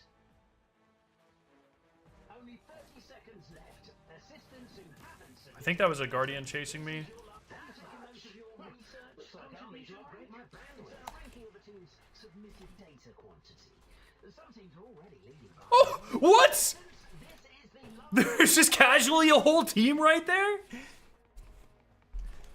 We almost banked 1,000, man. We got really close. It seems like COD fatigue finally kicked in for that community. I never thought I'd see the day. What makes you think that? Oh, we did bank over 1,000. Whoa. I think that's my first time I've ever seen that. well done, my assistants. Keep in touch. Hell yeah. Okay?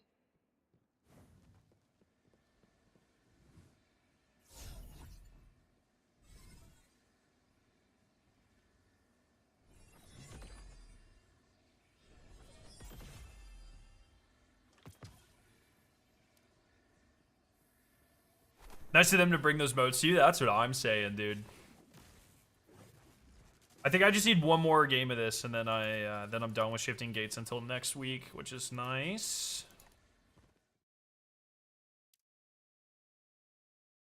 I got my Gwynda tier 4, and then the Distella Trail. Didn't like her playstyle, so I've been saving now. Yeah, I mean, that makes sense. If you don't... the playstyles aren't going to be for everyone. I will say, though, that from the kind of preview, like her trailer and stuff, it definitely seems like Hellhest is going to play much closer to Estella.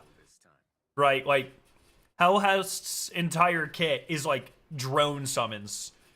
So, at least in my opinion, initially, it seems like she's going to be way closer to Estella and be just all like small summons, big summon, you know, shit going on all over the place. So,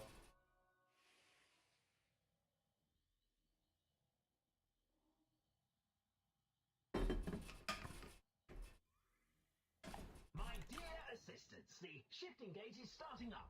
Please get ready. Get your protective suit situated, activate the Geiger counter, and move your... 3 more supers. Oh, we're doing good here. Yo, Epic Growth Quest, what's up? You're honestly one of the real ones, Scarrow. I've been following you for a while now, maybe a year or even longer. It's so clear that you're not doing this for money reviews. Hey, I appreciate you. Don't get me wrong, I like the views, but just because that means more people to have like conversations with and stuff. But yeah, it's definitely not a money thing. But it always feels good to like make something that people want to watch, right? Like full transparency on that front. But I'm not gonna like, you know, change what I'm doing to try to get more. So the way you've been open about your thoughts and emotions lately, especially with everything going in Destiny 2, shows real strength. Most people would want to focus on negativity, but you keep your eyes on the light, and that's powerful. Destiny 2 might be going through tough times, but as long as traders like you are around, the hope and the heart of this community will never fade. Much love and gratitude. Hey, appreciate you. That's very, very kind. Thank you. Remember to submit your data through the transmission terminal. Unsubmitted results don't count. Did he do the... So glad I grew up on Mob of the Dead and not Liberty Falls. Dude, do you guys ever sit and think, like, I think about this a lot. What, like, in my life, I guess, or in our lifetimes, what is going to be the next gaming experience, or will there ever be a gaming experience that is as transformative to us as something like Origins or Mob of the Dead or Shadows of Evil or, you know, Destiny 1, early parts of Destiny 2, like these types of moments? What chance do we have for something to be that formative and transformative in our lifetimes? And what does that look like? And will we even recognize it? I think about that a lot. It already happened, Expedition 33. Oh, well, admittedly, haven't played it, so. There's definitely gonna be people here. How? What? Goodbye. Oh my god, I'm bad. I almost lost that 1v1.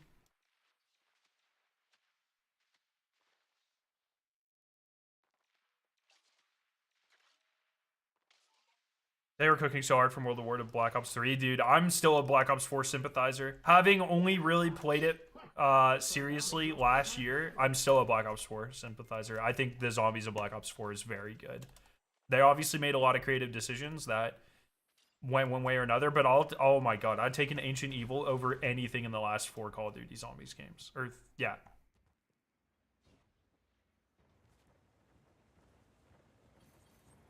Black Ops 4 HUD hurts my soul, dude. Nothing will be as offensive as the like Cold War to Black Ops 7 HUDs.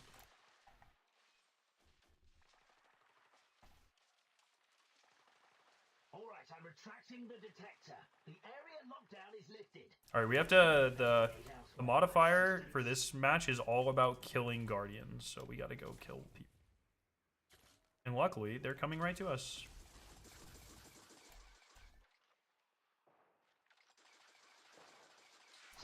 Academic pirates seem to have reaped a bit too much bounty. Oh shit! Oh, thank you. Okay. A prime anomaly has appeared in the shifting shrine. Wait, how do I get there? Your guidance system to track it.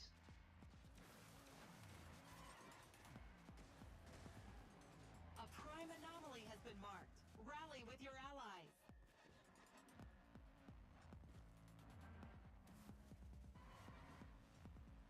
I'm here because ATP forces me? Wait, what? What? You've now obtained access to enter 2 shifting shrines. Head to the orange beam with your fire team. I'm surprised they never tried doing a zombie style mode in Destiny 2 and reimagine spinning the box for a sunshot. I just don't think, with our abilities and stuff, I don't think that would work. I think it'd be really hard to balance, and it would just feel different, right? All right, we're going in. Let's see what we got here.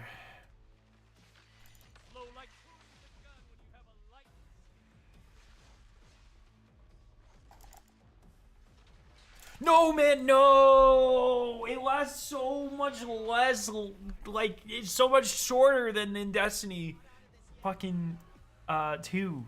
Damn it, thank you, teammate. The large amount of data That blows that I lost that. Gotta win your ones, dude.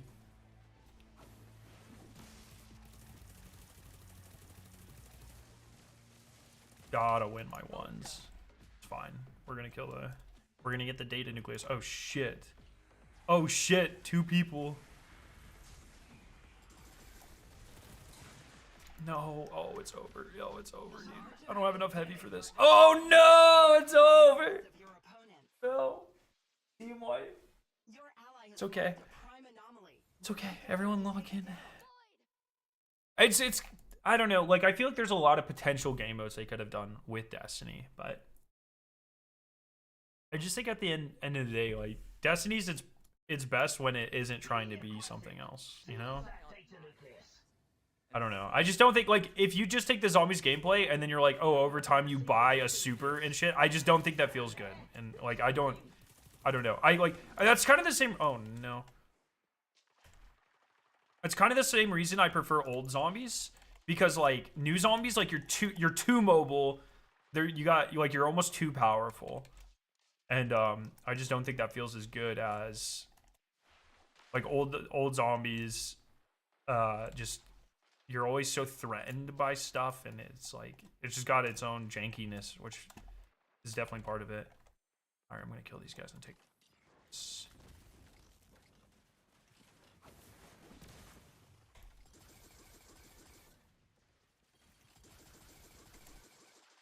Goodbye.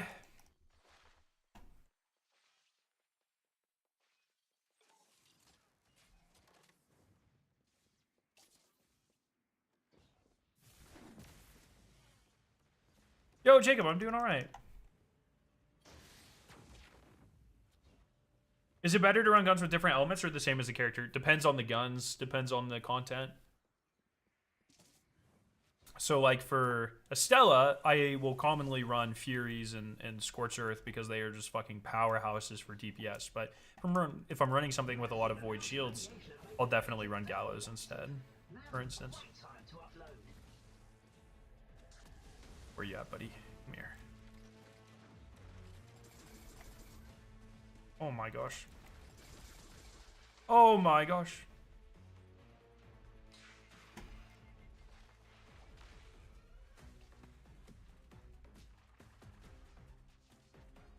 That much? Looks like I'll need to upgrade my bandwidth. You have 1 minute left to submit your data. Keep an eye on the surroundings of the transmission terminal. It's a hotspot for ambushes.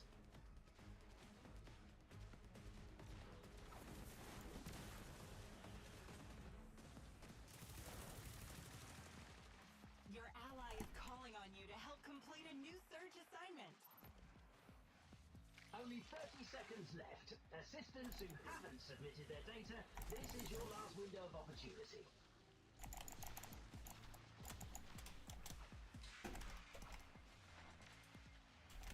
Oh shit! Oh my god, I'm absolutely destroying these people. Assistants, this is the last call for data submission. Someone help them up. You're more of a hunter than a researcher, aren't you? Come on, come on, come on, come on! Submit, submit, submit, submit! Yes! Research contribution. That's it for today's session. Holy 200 dunks with like a second left to go. How about that? How about that? That was sick. I clutched the shit out of that. You're doing good. You're about to watch a college football game. Nice. Dude, I'm excited for the Bills game tomorrow. Fucking NHL starts next week. I'm pretty excited about that too. Good time of year. My hockey starts next Sunday. I'm excited to get back on the ice. It's been too long. Yeah, I fucking cooked that game.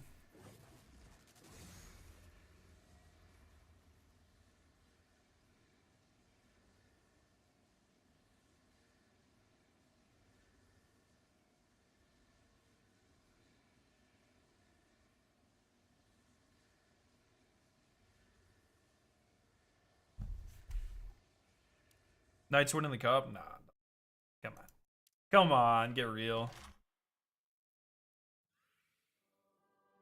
The cap circumvention is gone, dude. They don't stand a chance.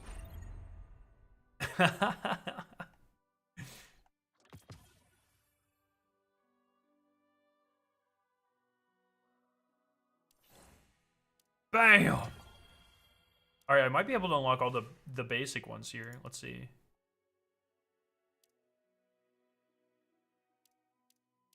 I don't know what these do.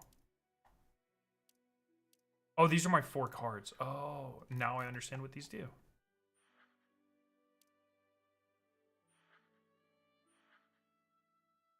Oh, wait. Oh, in a single path. Oh. Wait, I think I get this. This should give me the triumph. Or not. I have no idea what the fuck's happening. Do I have every PvE card unlocked? I have every PvE card unlocked. I have every card in this path unlocked. I have every card in that path unlocked. Need these. And are these the same? So I just need all of those now.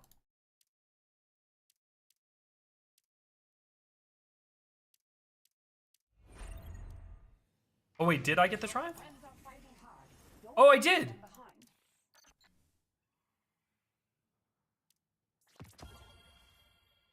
Okay, okay.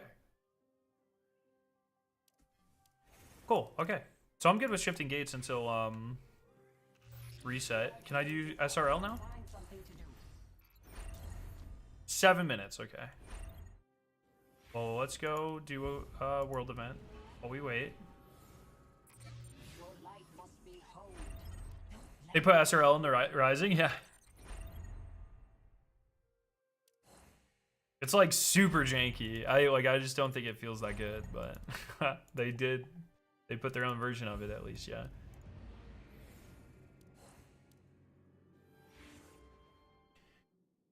That's such a copium argument. You know that you're the one, not a single playoff game. Did they ice or us over the cap? Which is what the new rule says. Just a fun fact for you. Nah, that's not a fun fact, bro. They got lucky.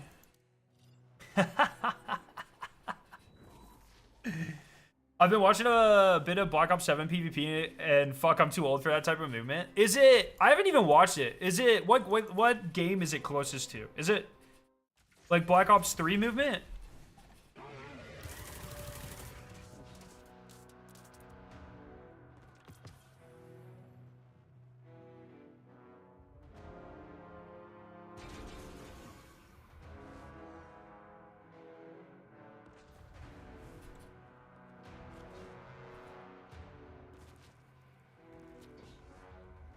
You think Buffalo can finally take a step forward? Fuck if I know, dude. We'll fucking see. Half of our roster's injured, and it's the preseason, so I have no idea. I hope so. I feel like this is kind of the last chance. I don't really see Darlene and Thompson lasting too much longer here, so.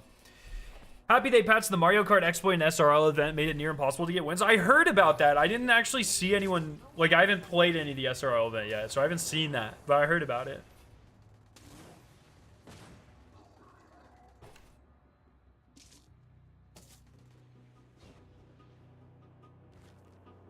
Lindy Ruff was a choice, yeah.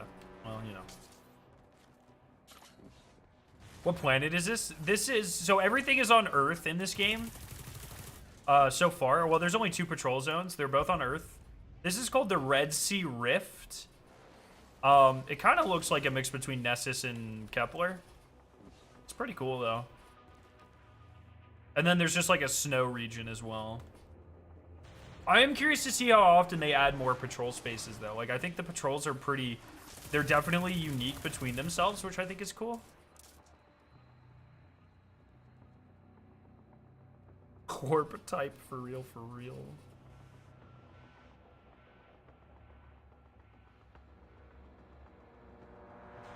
Oh, cool. I was thinking that Ghost of the Deep vibes being on the seabed makes sense. It's drained to the Red Sea. Yeah.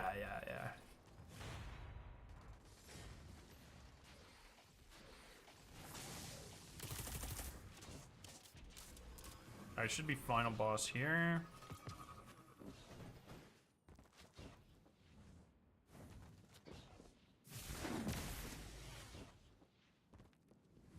Leaderboards are still messed up though. They only wiped sub 2-minute runs. Oh, that's unfortunate. At least there's not really that like amazing rewards for this one, so it doesn't matter too much. I just think it's a really good excuse to start working on my title for SRL or for Sparrow Racing because I haven't. I'm like way behind on it. Hopefully this gives us one of the. Oh, I'm Ning Face though. I didn't even put that together until right now. Hopefully this gives us one of the dance bot reputation boost things.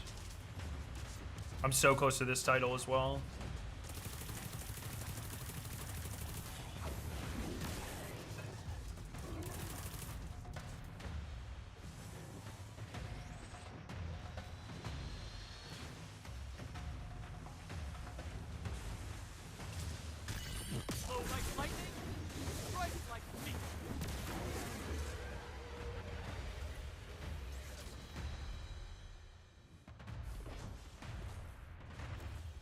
So close.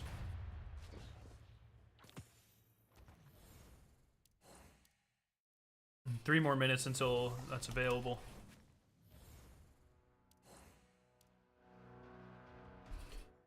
Leaderboards are everything. Me chasing #1 Icor spot, sitting at #2 right now. Hey, well, best of luck. You can get it. I do really like how it is so crazy to me. And I've talked about this. Oh my God. Go, go, go, go. I've talked about this a lot. And it's something that it just blows my mind. Like, I cannot believe Bungie has never embraced any part of the speedrunning community.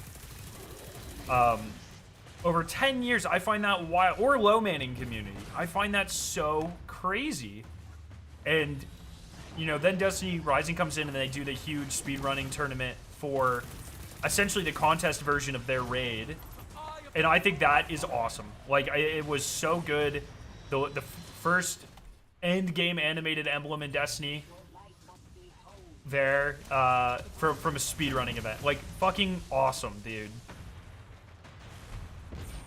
What do you mean they gave us Ron? Okay. So it's just like, man, I would love to see events like this within Destiny 2. They did one with Sundered, a speedrun event?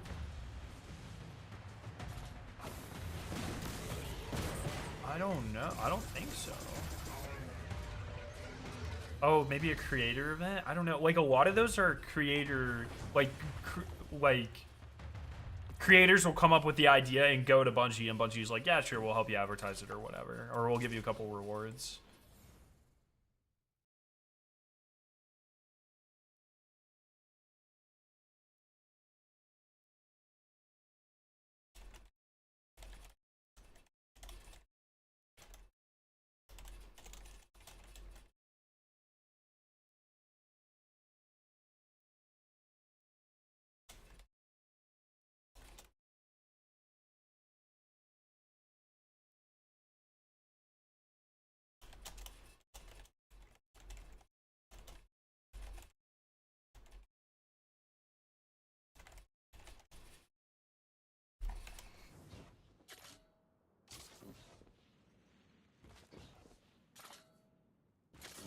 The animated emblem in the title to show where you place is so nice. No third-party website. Yeah, exactly, dude. I mean, they're cooking with the rewards.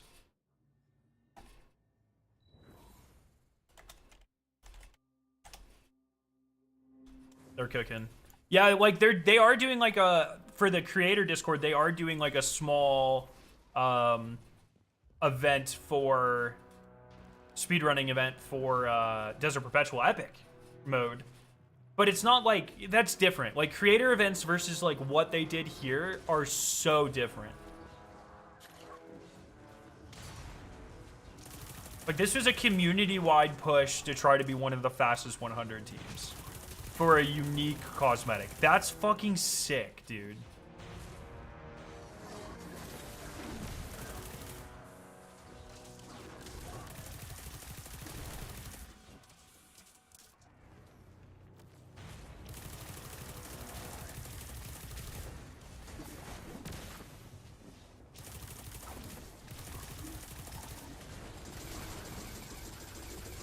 Oh, I should do a couple boss checkpoints and get, because I don't have the exotic ghost either. Should try to get the exotic ghost.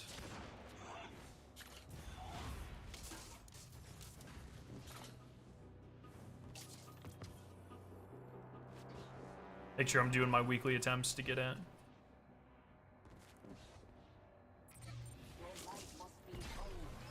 Even first place has a crown in their title. It's so sick. Yeah, that's awesome. It's unfortunate though that the title isn't permanent, but the emblem is really cool. I mean, I don't know if now that I got this emblem, I might not ever take it off, to be completely honest, because like there will be other what there might be other speedrunning events, and there will likely be other speedrunning events, and they might have cooler emblems, but this is gonna be like the cream of the crop emblem, you know what I mean? And that's sick.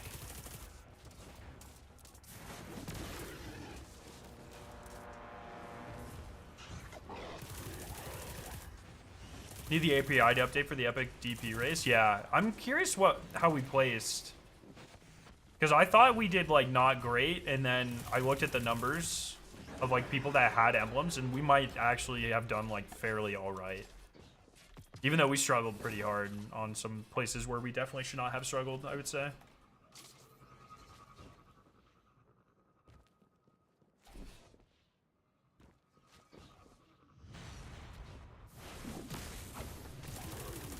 I don't know, it's one of those things, like my team didn't really go into it looking for placement. Like we literally found our 6th-person Shade. She didn't join until like 2 nights before. And a lot of the guys just wanted to get it done. You know, I'm always in for a good placement, of course, but not everyone kind of thinks that way, so. But I think we did all right.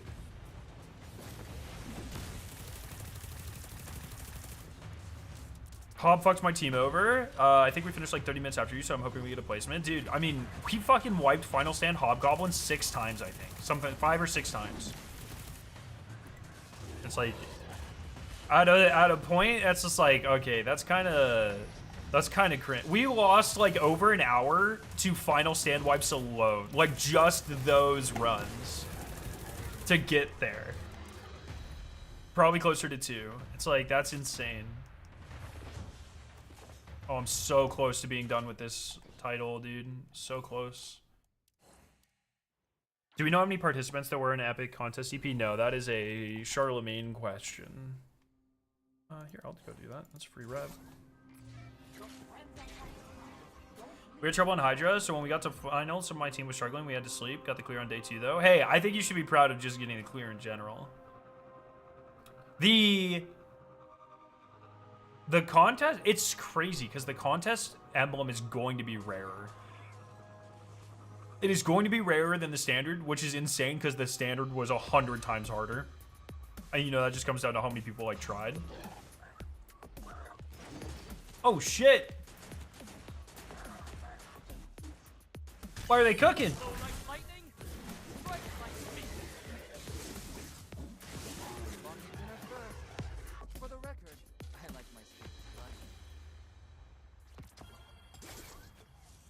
Bro, that was crazy. Did you hear that soundtrack? That was insane. From carrying. All right. Just a few more of these.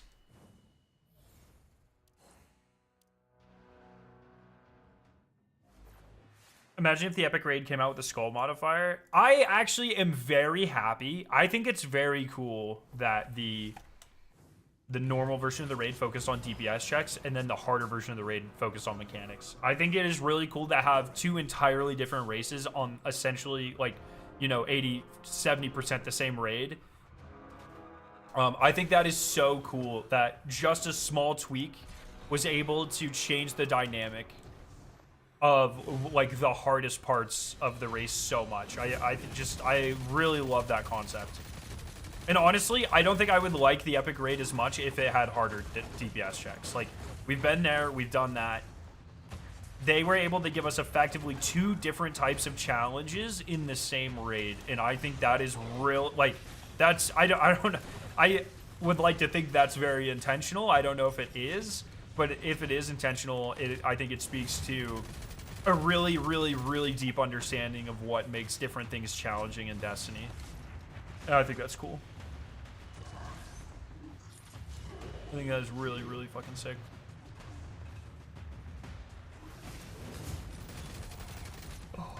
Man, I fucking love the epic raid, dude. I just wanted to keep running it. It's so fun. I still just need... I have like fucking 10 clears of the epic raid on one character, and I don't have the bond yet. It's all I need for the title.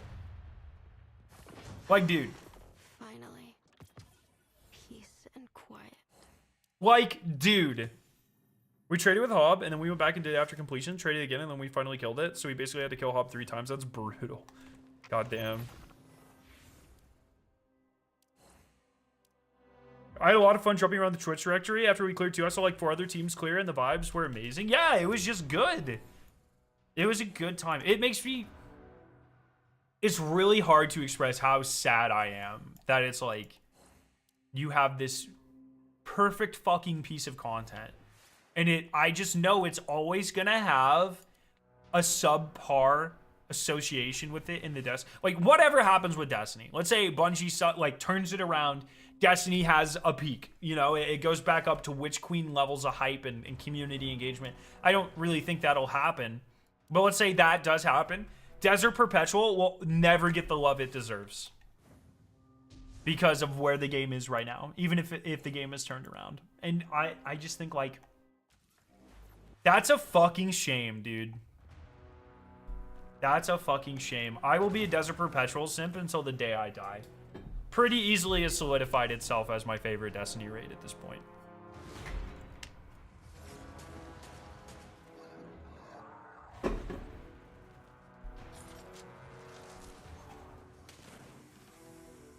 I hope so much the game turns around. Me too, man.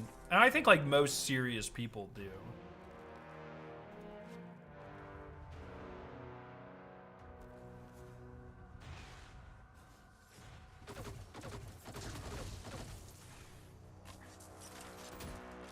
But, you know, at the end of the day, it's been a fucking unbelievable run, whatever happens next, right? Do you think NetEase can help with Bungie on Destiny 2? No. Nothing in this game, with like the exception of shifting gates, could translate over to Destiny 2, right? Like, this is... To make something for this game almost certainly takes like a fraction of the time, because it doesn't have to look as nice, it doesn't have to be as refined. It's like all menu gameplay between stuff. Like, I'm not sure how translatable any of these skills or systems are over to Destiny 2, and I feel like I'm quite inclined to believe not very translatable.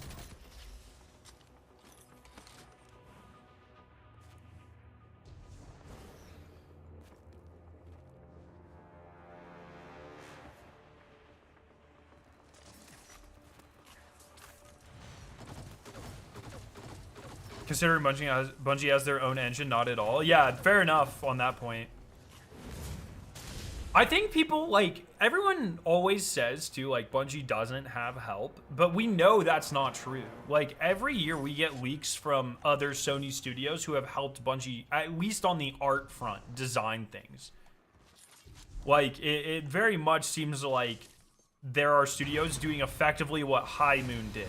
Now, we don't know if there's any partnerships to the extent that, like, Vicarious partnered, and it seems not likely, because I feel like we would have heard. Vicarious had a much bigger hand in, like, actually helping make content.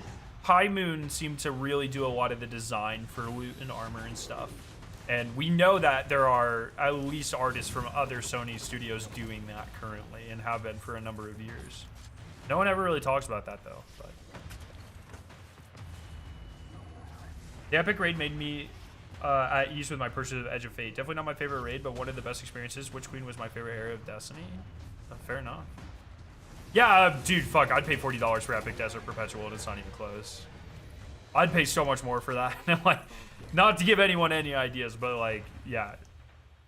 That's a good purchase, in my opinion, for sure. 75 rep to go. We're almost there. We're almost done with this title.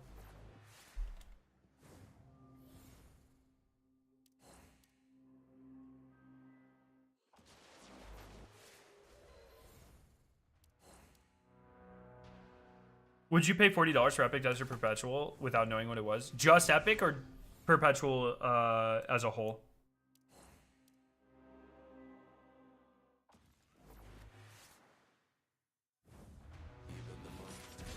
if Bungie, yeah, if Bungie came to me with any raid and was like, would you pay $40 for it? Yeah, I've gone on record saying I would pay like a stupid amount of money for raids, like just taking the bet. Even the worst raid experience, which for me, probably Garden or Vogue, one of those two, I would still pay for, like, no problem. Like, even though the worst raid experience is still a great gaming experience, and I still get a lot of time and enjoyment value out of that.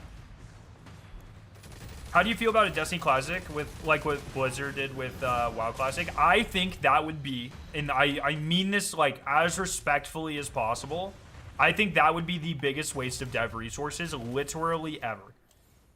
People would get excited about Destiny 1 Classic for a couple of weeks, and it would take years of development time. I do not think that is a good idea in the slightest.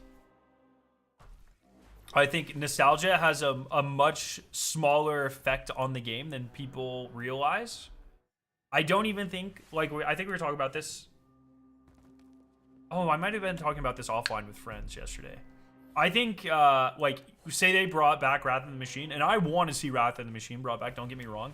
I think that has much less magnetism than people realize, or than people think, and I think, like, that doesn't actually make that big of a splash. Like, I think people might come back and get excited and watch the raid race and stuff, but I don't think that has, like, a long-lasting, meaningful impact on the game if Wrath of the Machine is brought back.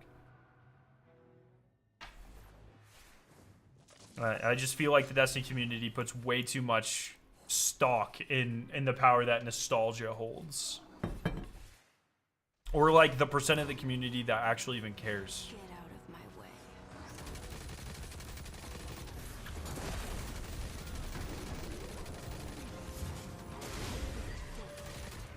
Monster.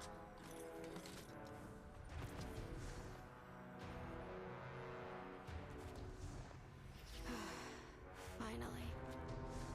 Peace and quiet. Yeah, for real, Lab. For real. Also, Parasite would just... Parasite would hit multiple legs, right? So you would just be able to shit on fucking Axis. It would be... If he was coded the same. Just one worm right in the middle, you're hitting him 8 times. Or he's a fucking... He was always coded as a vehicle, too. So just Wardcliff Coil. Oh my god, dude. A Wardcliff Coil pointed at his feet would be disgusting. Oh yeah, or cluster bombs. That's a good point too. Fuck.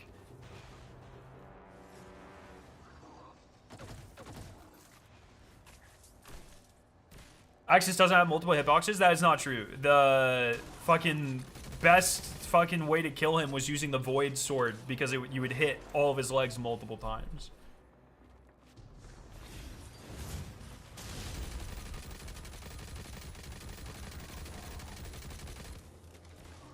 But I think, like, don't get me wrong, I think Wrath of the Machine would be good, and I want to see it back in the game. I just don't think people would, like, stick around.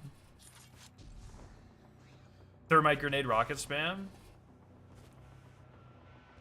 Were thermite grenades even in Destiny 1? I don't even fucking remember thermite grenades in Destiny 1.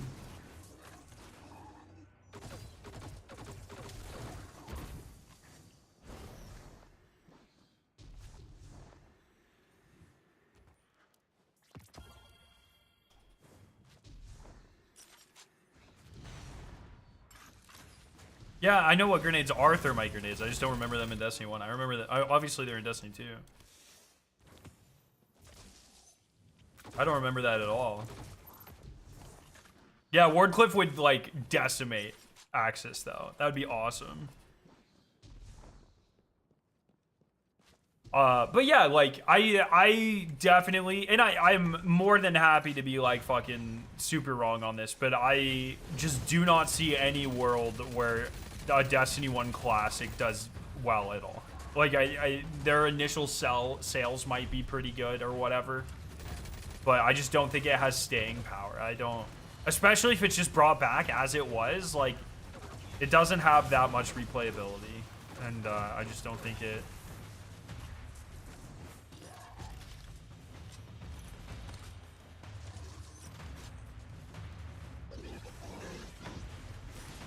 don't think it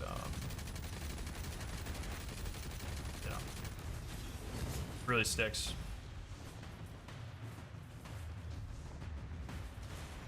Wardcliff would suck against Axis. The exotic sucks in general. It does more damage against vehicles though, or it did. I don't know if they ever fixed that. But with Axis being coded as a spider tank, could be pretty interesting.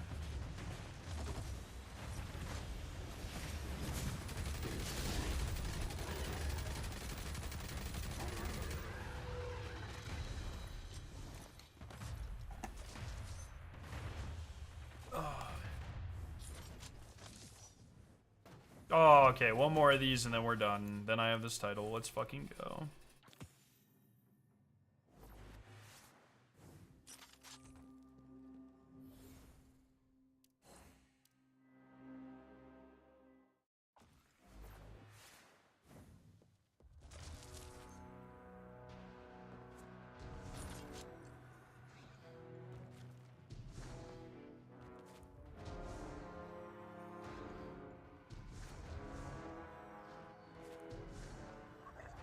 Yeah.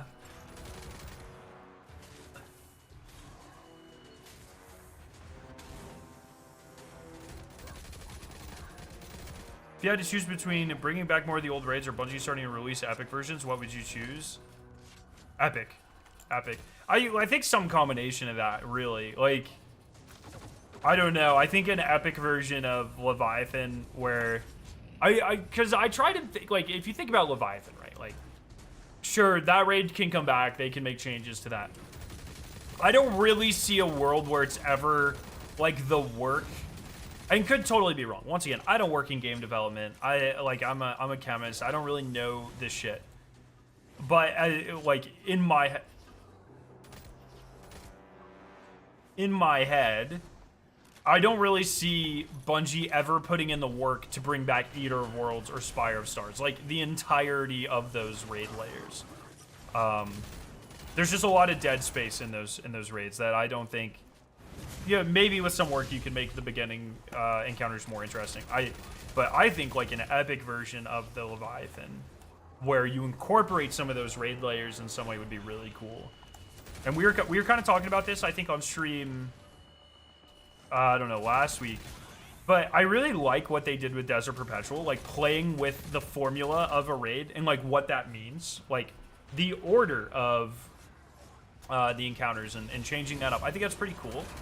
I think I don't know exactly how this would work or function, but in my head, I think like a deck building raid in terms of like, hey, there are 8 potential encounters. You always have to do this final boss or whatever, but you can kind of mix and match the encounters before that, and each encounter has some sort of like unique chase to it or something. Or maybe they rotate weekly, but it's not always the same encounters every week. Like there's like a pool of them, something like that. And you incorporate like the greatest hits from the 4 Leviathan raids. I think that could be really cool, where they just take like all of the Levy encounters, or you know, you leave off Baths or whatever, and then you include Argos, Valkor, and then like Galron and maybe Galron Part 1, and you just kind of shuffle them up a little bit. And obviously, once again, this is like a half-baked idea, and I don't really know like how this would translate in game, but I love the idea of playing around with a raid formula. And really pushing the boundaries of what a raid is. I think, especially this deep into a franchise, that's super important.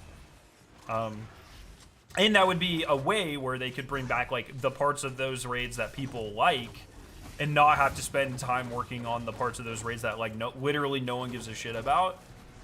And then you wouldn't have to worry about like the subpar loot of Eater World Spire of Stars. As well. So I think that'd be cool.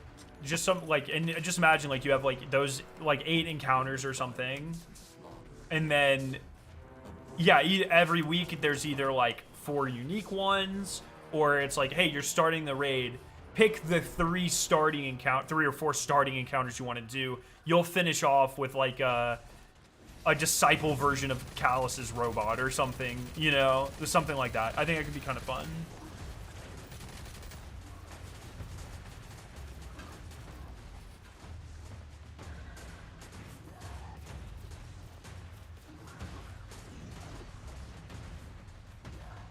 To me, the only good part about Levy where the bosses make them all juice and it would be good. I think for the most part, that's like, I agree. I do think Gauntlet and Gardens have like a very unique aspect to them that if updated to like today's raid standards could be really, really good. Like a rushdown format? Yeah, sorta. I think just like, once again, pushing with the... I really think that would help, like, I think that really feeds into the, you know, the rotational nature of the Leviathan, and you can use the underbelly to be like, all right, here's the underbelly. You pick what encounters you go to next, and like, but it's not where you have to complete all 8 or whatever every time you do the raid. Once again, I don't really know what that looks like, and I'm sure there's a lot of logistical issues with that when it comes to like a day 1 raid race and stuff like that. But I think from like a unique and like longevity standpoint, and like cutting out the work of like, you know, worrying about the useless part of those raids, I think that would be a pretty fun thing. I would like to see them kind of mess around with a little bit. Hell yeah. Okay, we're down. We got 2 titles this stream. Let's fucking go. I guess we can do some Sparrow racing now. What I intended to do at the beginning. Oh yeah, let me go pick this up real quick. Both, this is cool though. Both destinations max now. It's fun. Have we had any news on future reprise raids, or are we even getting one? No, like the currently no, we are not getting any more. I would just love to see their take on, like, even if they take like Last Wish, right, and make an epic version of that, I think that could be sick. What does that look like? Like an epic, oh my fucking god, dude, like an epic version of Last Wish where it's changed, there's a new final encounter, whatever, and that is, you know, Last Wish started the fucking the cycle, the curse. Now imagine an epic raid where we do something different and we end the curse. And then like that sort of thing playing into Shattered Cycle, if Shattered Cycle ends up being about the Dreaming City and not about the stranger, Elsie, and her cycle thing she's got going on, that could be really, really fucking sick.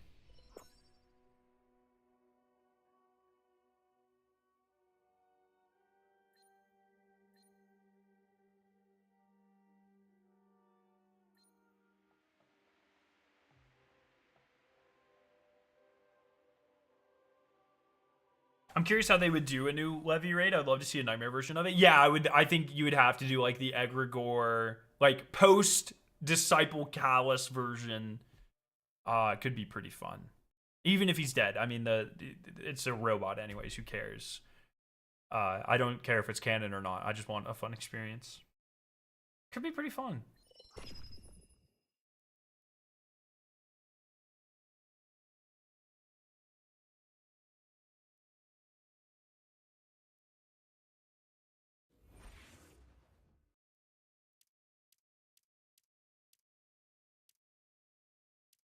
You guys are about to see how fucking bad I am at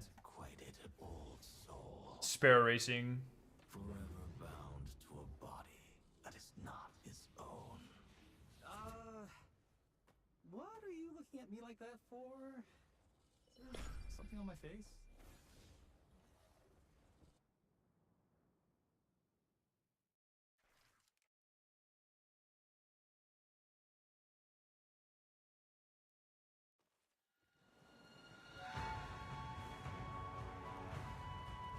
The old bosses could be Nightmare versions or revived by Egregore. Yeah, I would probably do something like that.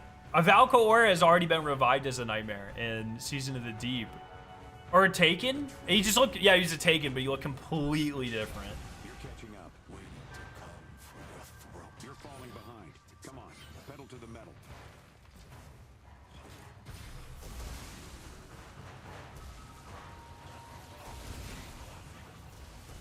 I also don't know these maps because I've only done them each like one time, so.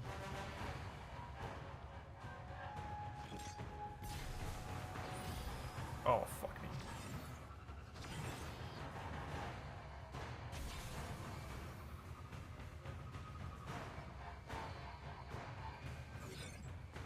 Is there skill-based matchmaking in Sparrow Racing League? Because I am gonna need the help.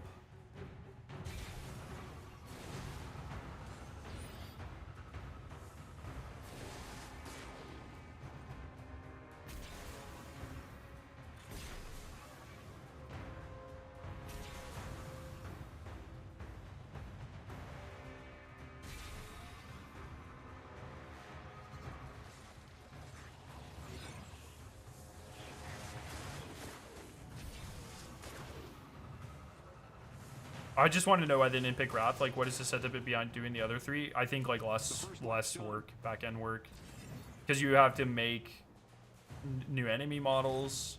You have to do the Siva thing, that sort of stuff. That's always been like the agreed upon public thing. I don't know. I'd love to get an opportunity to ask Robbie that at some point.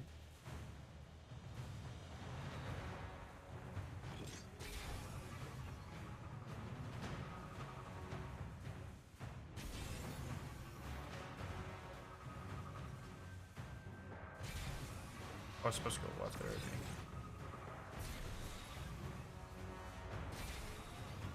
Bro, how are people so fucking good at this?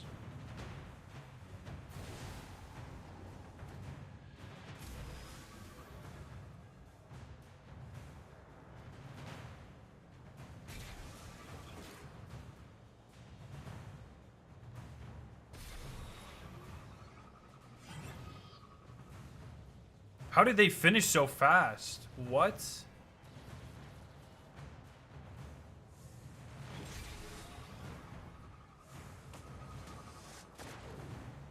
Ranking isn't everything. Just enjoy the ride. Siva can't return. We destroyed it. Meanwhile, Maya. No, that's never been a legitimate argument, though. None of the reprise raids have ever been canonical. That's not. Bungie would never go on record saying that. That's just some like shit the community made up, Modern.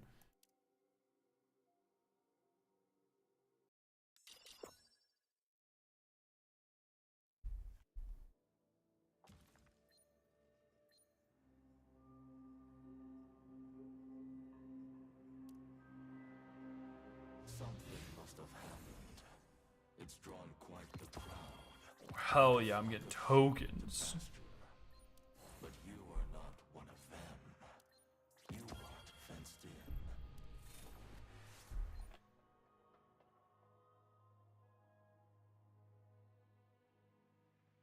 Spire Star's final theme is like one of the best Destiny OSTs ever. I agree. Fucking love that.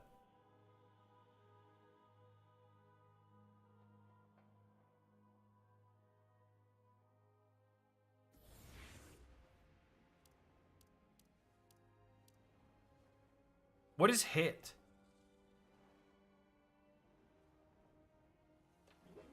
Does anyone know what that means? I feel like I should do the faster one. This one's faster, so I should do that. I won't let anything happen to you. These guys all have fucking exotic sparrows and shit. Like, am I just gonna lose because I haven't gotcha'd sparrows? I need to get like 10 first place for the title. Other than that, I literally don't care. I just need the first places for the title. They want ads? Oh, I don't give a fuck about that. Let's go, Tin Can. You're catching up. Look, their sparrows are just faster, dude.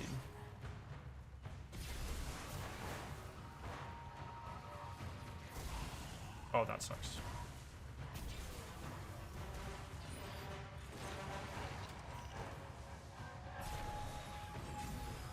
No!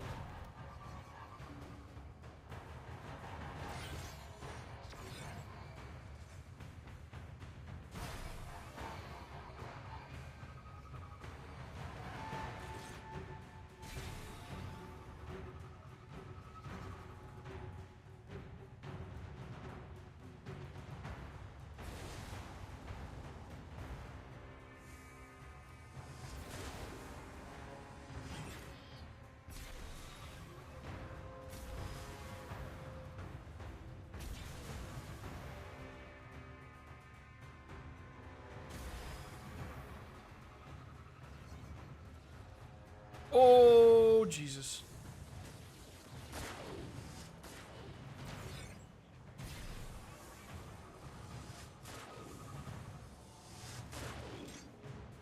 You're halfway through the race.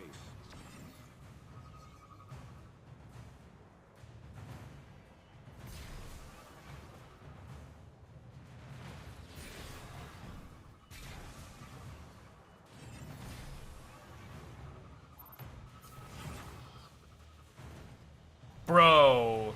How?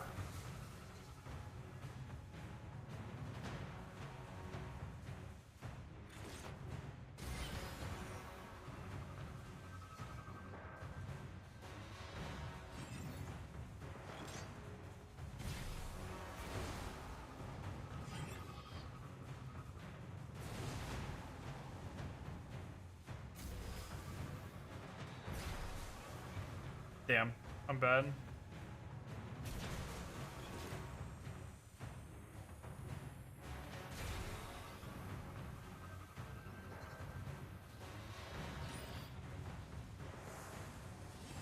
I feel like I have to save my boost for that second ramp there.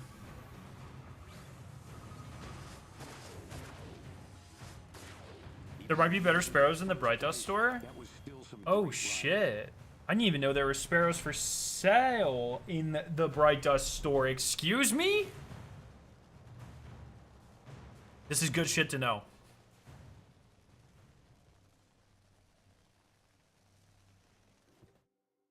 One second.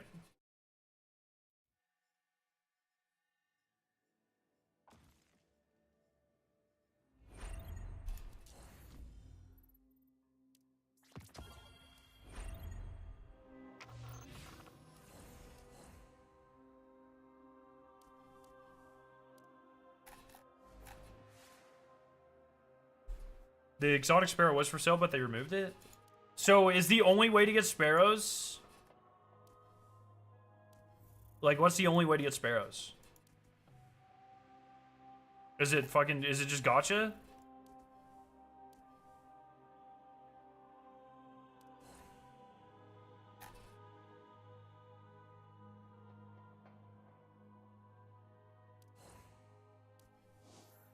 But I have to pay for these.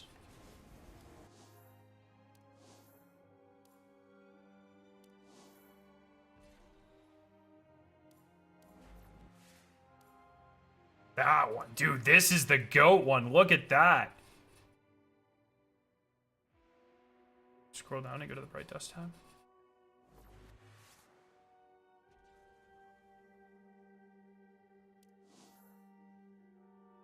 Oh. But these are all shit.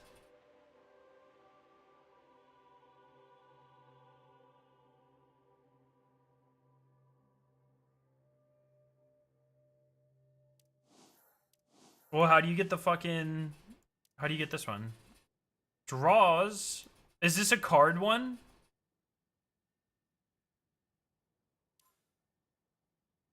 Dude, that one's goated. This one's from Draws? This is a Gwen one? Yeah, fuck off. I have to get 10 first places? Flames cannot stop you. Go. Your enemy awaits. Oh my god, dude. I should have been playing. People are going to be too fucking good at this now. I should have been playing this from the start. I'm so fucked. I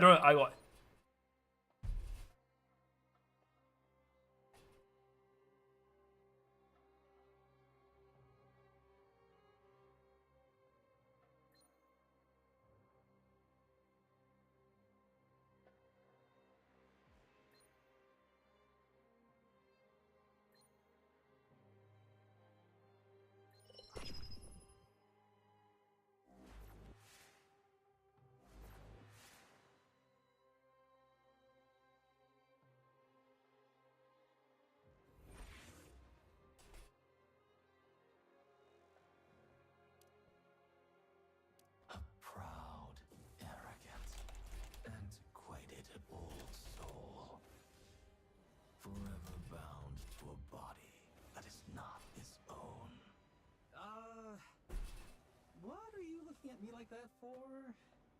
Is there something on my face? The SRL titles literally impossible to get anyways because none of the races can be done in under 2 minutes. No, I think that just means queue. You just queue for them, but in 2 minutes. That's not like complete the raid. I have progress on that one. Hello. Hello. Okay.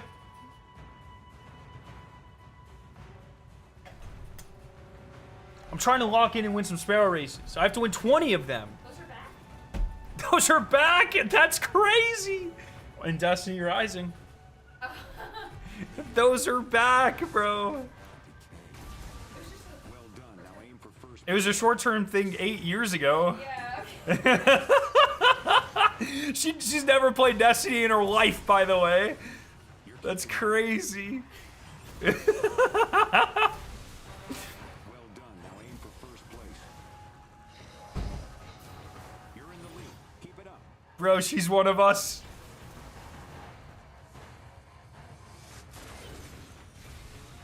That's crazy. I didn't even know she knew what that was.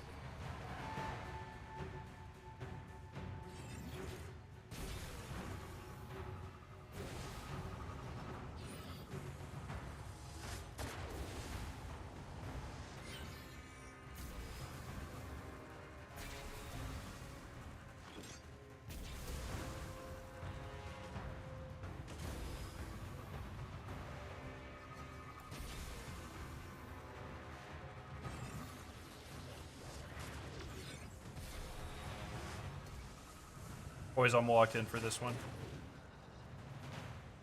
The first lap's done.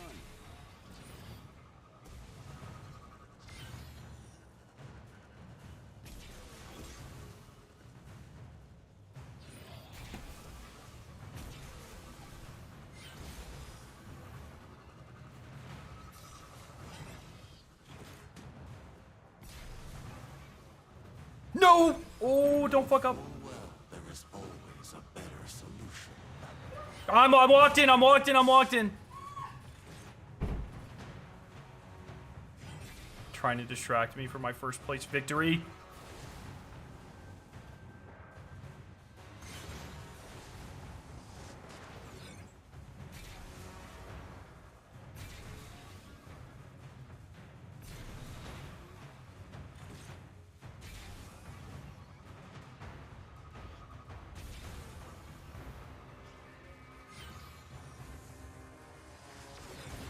I'm the best! Nice racing out there. The championship's yours. You didn't feed her? You didn't feed her before you left? Breakfast is your... Yeah, that's only an hour earlier than she normally eats. Let's go! 20 seconds ahead of next?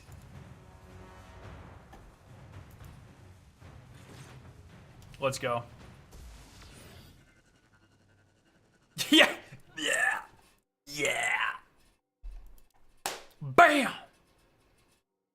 Genuine question, do you think bringing back the episode model will save Destiny 2? No. No, I don't. I don't think any sort of content model, regardless of what it is would save Destiny 2. Like, I don't think the problem with Destiny, for the most part, has ever been cadence of content, right? I don't think that is anything that I'm really particularly concerned about at this point, or really at any point.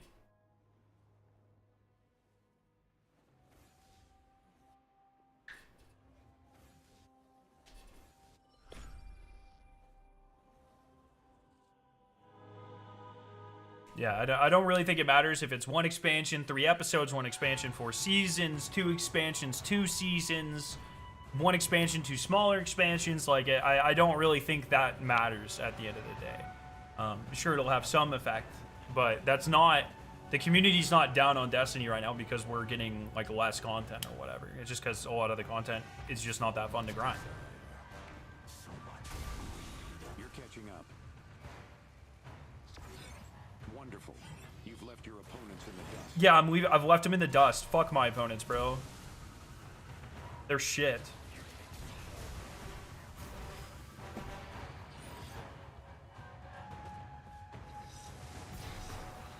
What? Still in first. I did that just to flex on him. Just to flex on him.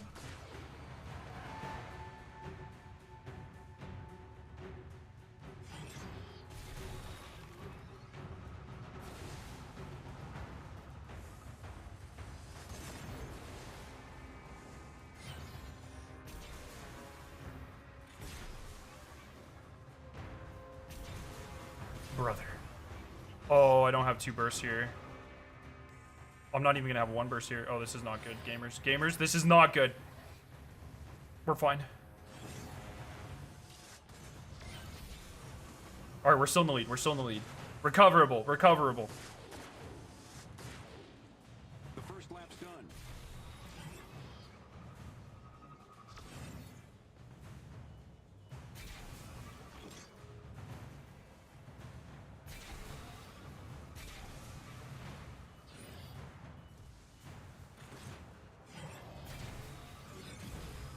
No, not recoverable. I think I just threw the match there. Well done. Now aim for first place. Excellent. You've taken first place. Oh.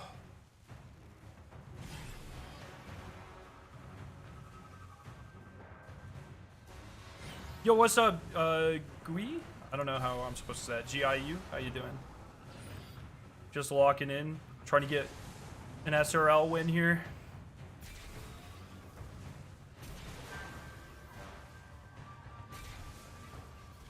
I have 2 bursts.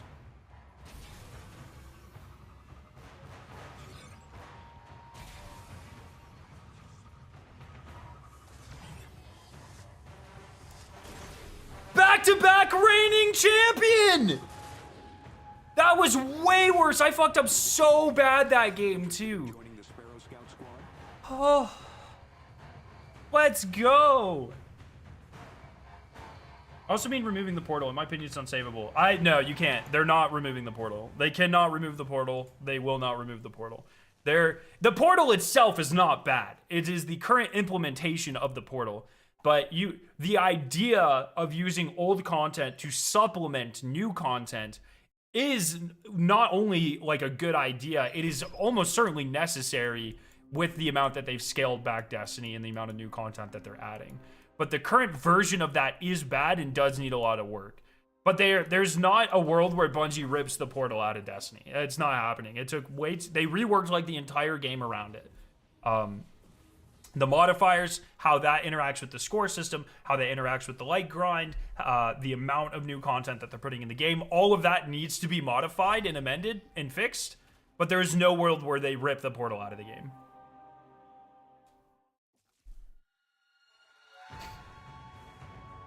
Oh, that person has the exotic Sparrow.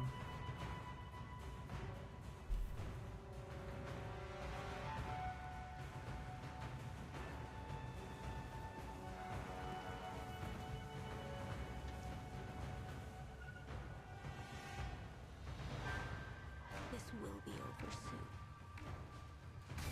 Well done. Now aim for first place. Steady now. You still have a chance to turn the tide.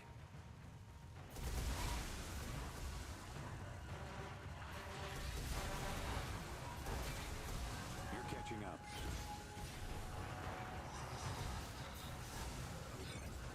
You're falling behind. Come on.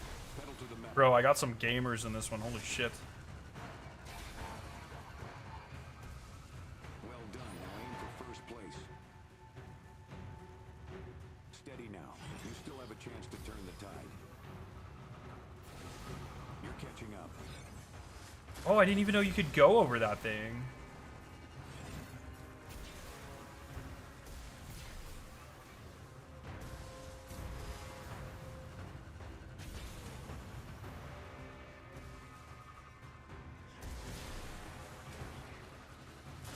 Well done. Now aim for first place.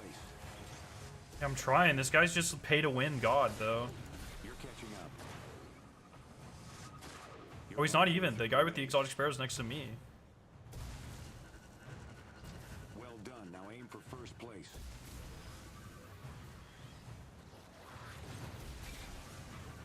You're catching up.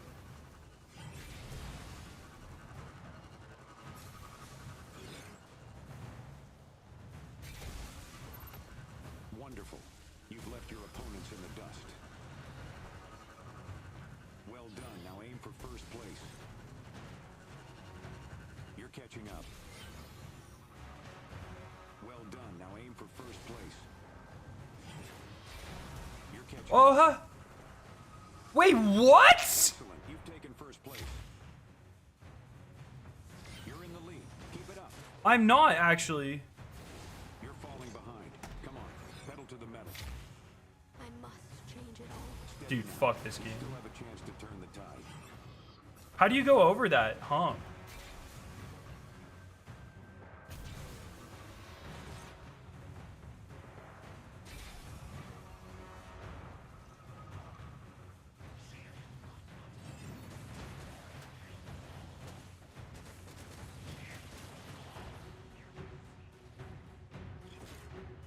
I had a chance. If I could have cleared that hump, I could have cleared that. Was it Soonish one of the world's first to speedrun people? I don't know. I haven't really been following that. No problems, right? Damn. I wouldn't mind old content. The purpose of the portal was player acquisition. No. No, not acquisition. Retention. They have not started working on enticing new people to come into the game or improving the new player experience. They've been pretty clear that that's the goal of the next year of content.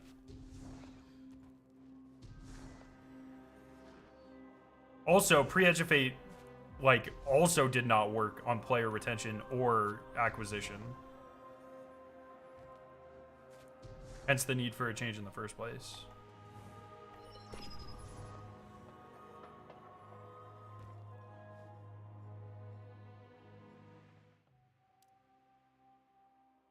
I hope that wasn't the wrong choice.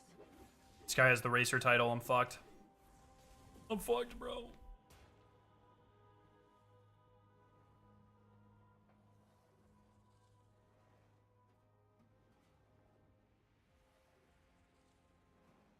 Oh, he had a crown on his title? Shit, dude.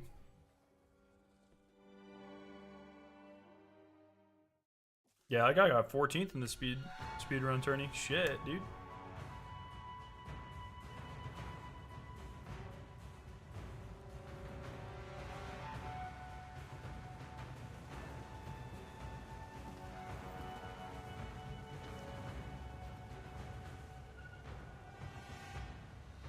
Let's go, Tin Can. Well done. Now aim for first place. Steady now. You still have a chance to turn the tide. You're falling behind. Come on. Pedal to the metal. Oh, that sucks that I You missed still that. have a chance to turn the tide. You're catching up. No, man. Done. Now aim for first place. You're catching up. Well done. Now aim for first place. I think still recoverable, but they got to make some You're mistakes. falling behind. Come on. Pedal to the metal.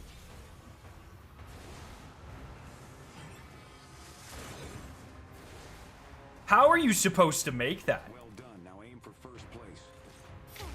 That is a crazy. So they. You still have a chance to turn the tide.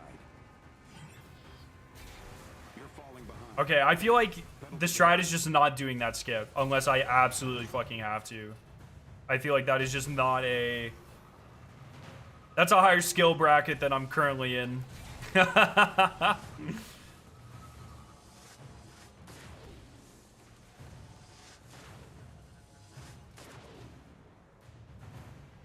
Keep it up. Just one more lap.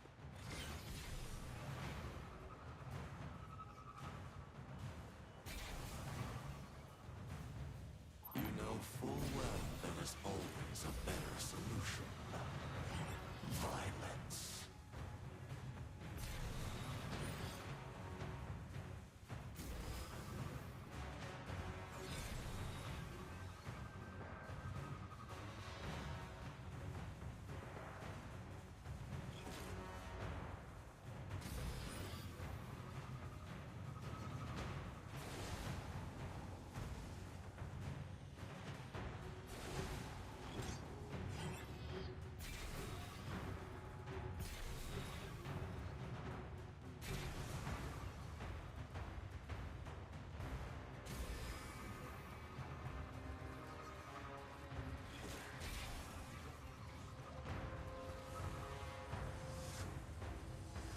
My time's not even really that bad, actually. Like, it's not great, but it's really not even that bad. Don't be discouraged. At least you finished with no problems, right? Yeah, true, Richie.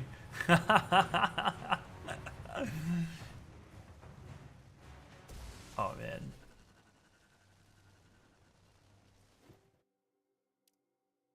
Alrighty.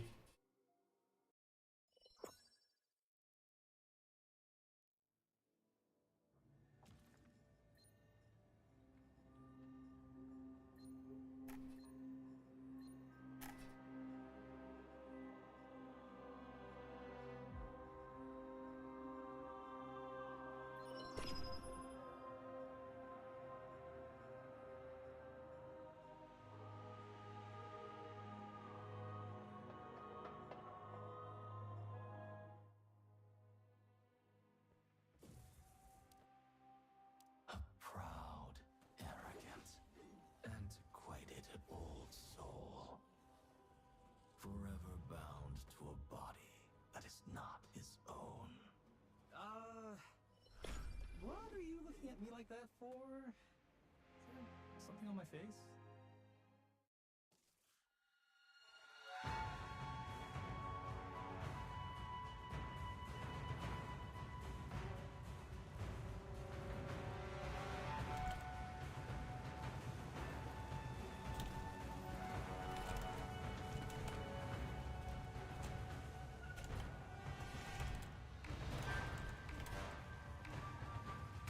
Alright, let's win this. Steady now. You still have a chance to turn the tide. I've won a couple times, John Ismo. Come on, pedal to the metal. This is really my first time interacting with Sparrow Racing and Destiny Rising a lot, so Now aim for first place. still learning, you know, still feeling it out.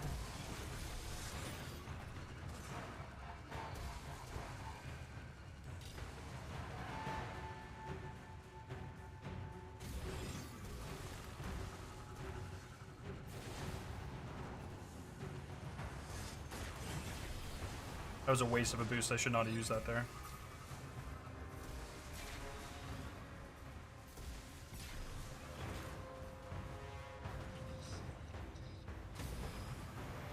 You're in the lead. Keep it up. You're catching up.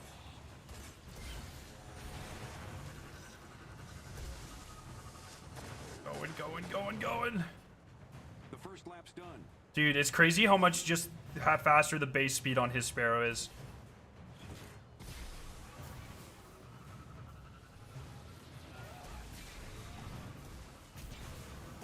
Excellent. You've taken first place. No way. Aim for first place.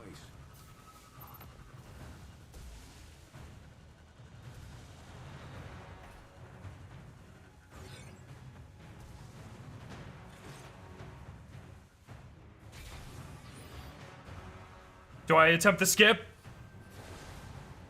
No. You're catching up.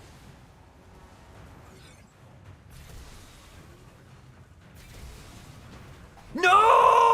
I thought I was gonna ramp, bro. No. Oh. I'm bad. I'm bad. El Scarrow. Damn, that's tragic. Don't be discouraged. At least you finished with no problem. No, I'm discouraged, bro.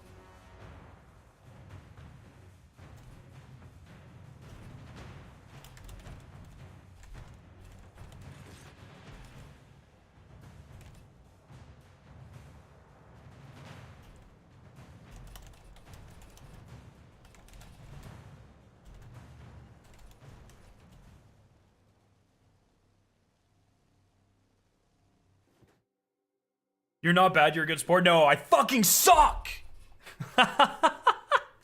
Defunky Monkey, did they fix the cheating exploiters in this event? I have heard they have. I have not ran into them so far, so I think you are good. Something must have happened. think you are good. like a flock of sheep to pasture. But you are not one of them. You aren't fenced in. Then we'd best make this battle quick.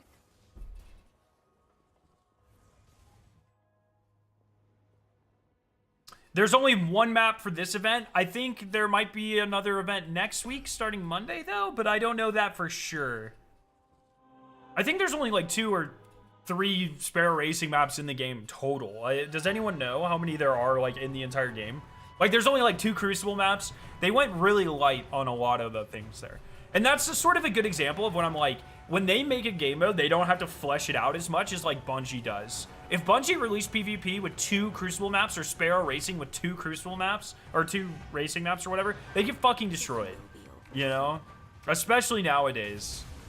You're catching up.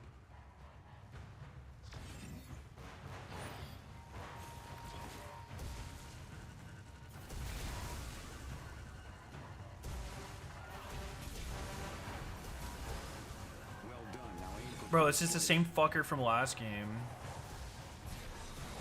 Dude! catching up. That turn, like the controls on this fucking thing are so finicky. That turn is so hard. Look at my minimap. Why is that guy off the map? What is he doing?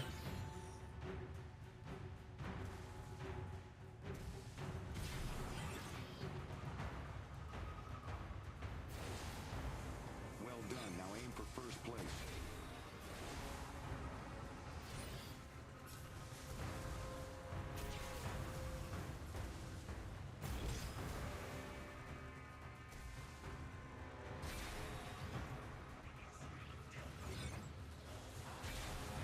No, fuck, bro. Pedal to the metal. I've lost it, Chad. I had it. I've lost it. I don't have to touch anymore. The points give you more like nitro boost. First lap's done. Dude, I fucking had it.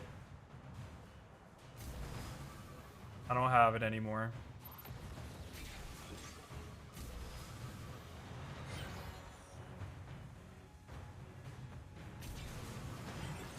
Dude, fuck off. I hate this map. The other map's better. I've never even played the other map. The other map's better. I don't care. This map's shit.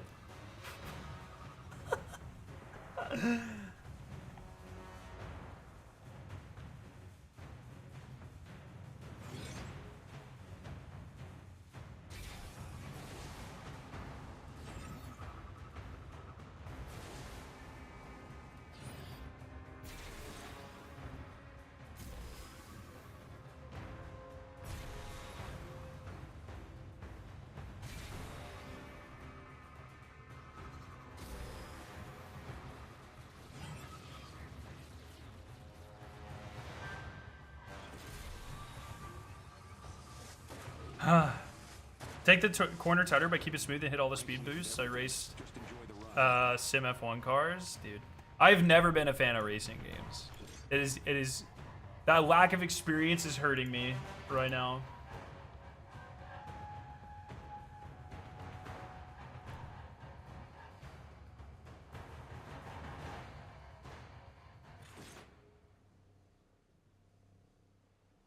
Dude, fucking I hate Yolder, dude. Consider me a Yolder hater, dude. Just, this person solidified it for me. Something must have happened. At least for this one, you can grind the sub 230 triumph. Oh. Flock of sheep to pasture.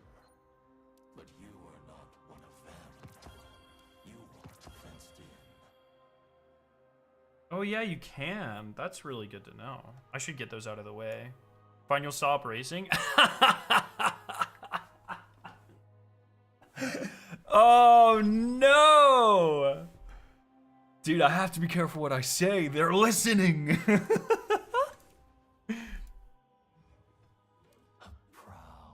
arrogant, and quite Dude, I see 2 Finalas and an Estella. I think this is winnable, boys. forever bound to a body I think this is winnable. own. No crazy emblems. What are you looking at me like that Patty for? might be competition here. I think as long as I do like a clean, honest race, I think I win this. I appreciate it, Andrew. No exotic sparrows, no animated emblems except for mine, using kind of mid characters. This is giving me good vibes, okay?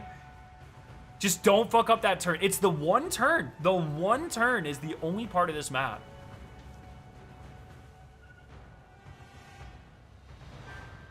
This will be over soon. Well done. Now aim for first place. Never mind, this Finala's kicking my ass. Oh my god, why are they so fast?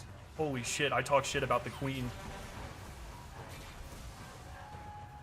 What have I done? Okay, don't fuck this up.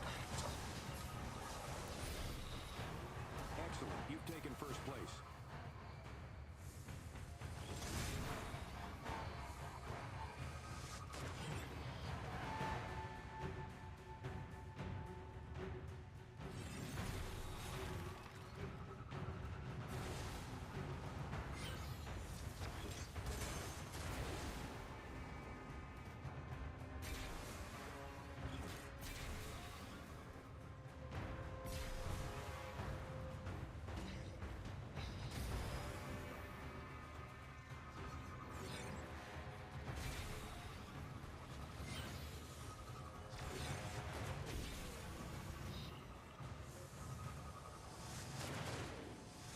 Clean, honest race. Clean, honest race, okay?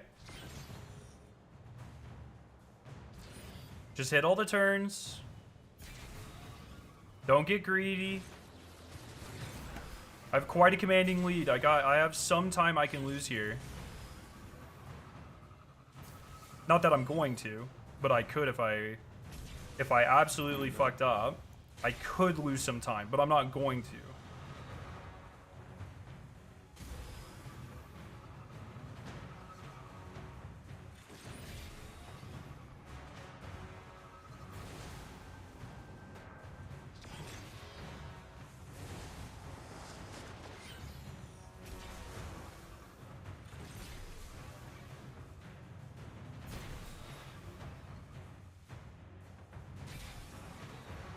Keep it clean. Keep it honest. That's an easy dub right there, boys. I think I have a very commanding easy dub. No problems. Huge. You're the champion. Huge. Interested in joining the Sparrow Scout squad? Huge. Holy locked in, that's what I'm saying. That was huge. Paid actors. That's insane.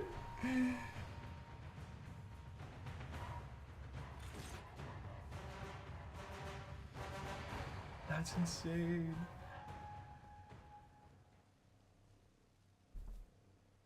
That was good. We run it back. We run it back.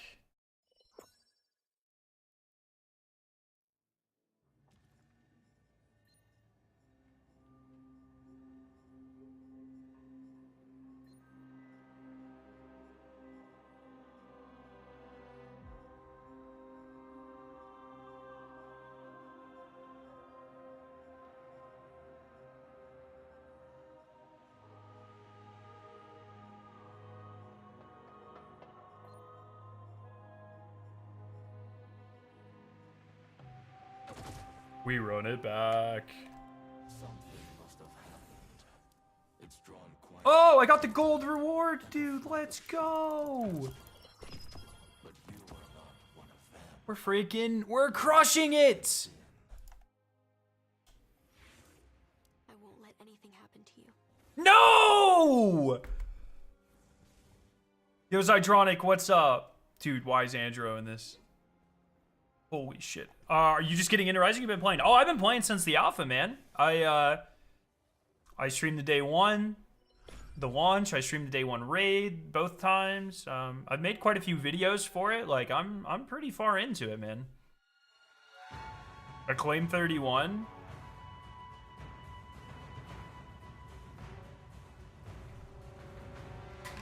I have the animated emblem from the speedrun tournament. Like, I feel like I'm pretty ingrained in Destiny Rising at this point, to be honest. It's really fun. All right, lock in, lock in. Come on, pedal to the metal. You're catching up. Well done. What's on October 16th? You're catching up. Well done. Now aim for first place. Wonderful. You've left your opponents in the dust.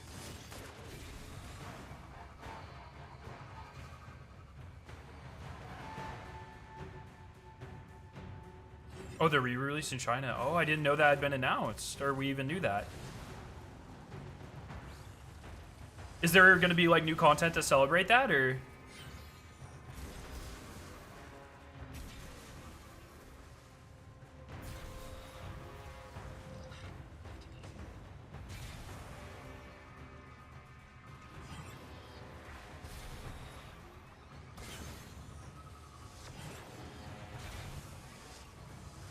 That was a good lap. That was a good lap. Keep it up. Just one more lap.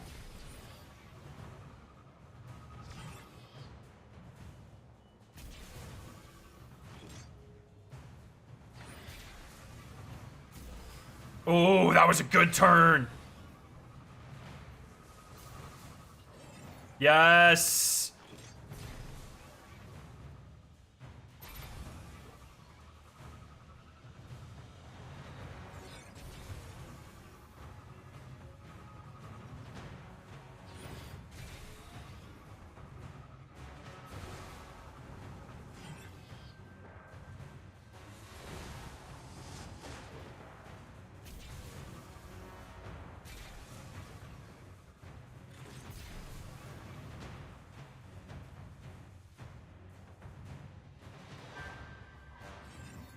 Save that for this because I didn't have 2 boosts.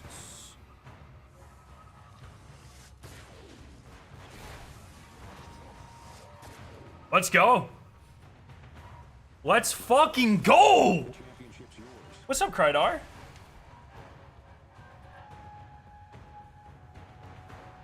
Most of us believe they're waiting on the big updates as far as quality of life since NetEase is from China and China carries the gacha franchise on its back, so we're in limbo. Yeah, that makes sense. Back to older.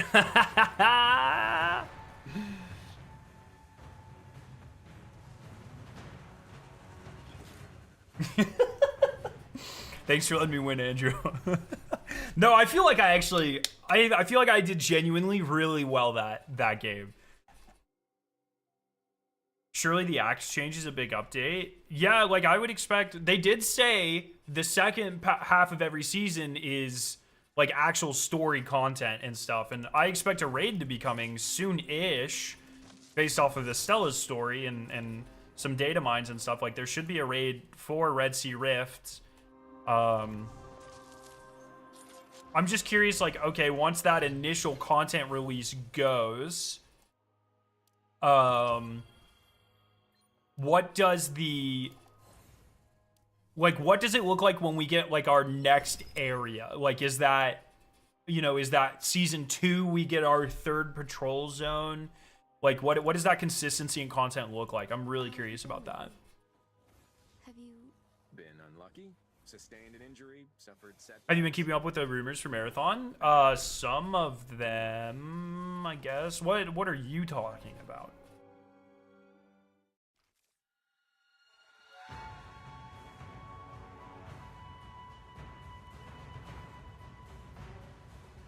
I'm just so curious, like, are we getting 6 raids a year? Are we getting 4 raids a year? Are we getting 2 raids a year? Like, what does that look like in Destiny Rising? That's what's exciting to me, right? So You're catching up. Steady now. You still have a chance to turn the tide. Well done. Now aim for first place. You're catching up. Well done. Now aim for first place. dude, this guy's good.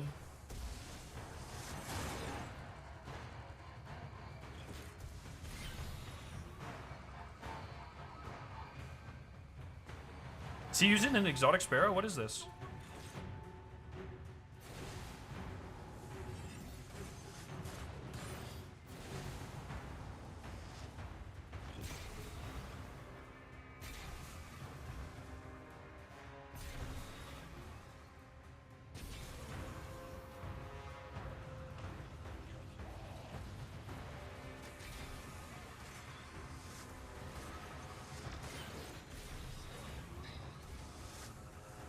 Dude, this guy's fucking zooming. Holy. The first lap's done.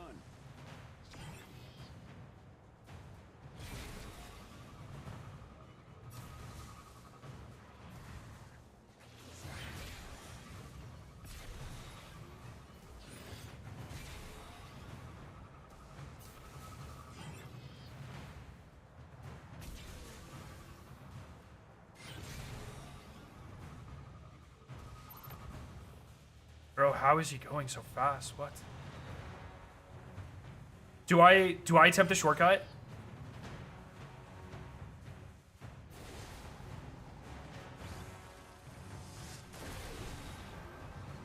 The shortcut did not help. I hit the shortcut, didn't even help. Oh, he might have fucked up. Oh, I fucked up. I used my boost.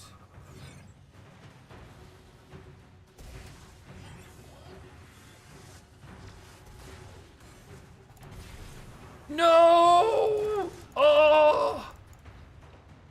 You proved you Damn. it takes. First place was almost yours. Apparently they're one testing with changing runner names to class names, and two, they're gearing up for a bigger test, so close still, and yeah. Yeah, I don't know anything about any of that. Haven't heard any of that. He has extra boost? Why does he have extra boost? What is this sparrow? Yeah, look, his sparrow, look how much faster his sparrow is than mine. Like, bro. Toxic as fuck. Beat Andrew again, though. Let's go! Dude, hell yeah. That's really fun. I'll definitely be doing more of that, because that's a really fun way to grind out the title, so. That was good. They changed the name of the alpha key from April to close technical playtest a few days ago. Oh, really? More boost for hitting mobs. Oh, is that what that means, Pickle Rick Cactus, bro? I didn't know that. Did not know that. What am I waiting on here? The Shadow Shaper card? Dude, I literally have done, like, nothing. I need to do this. I need to start working on this one. What you need for the Gauntlet Onslaught Seal? 14. Not bad at all. In fact,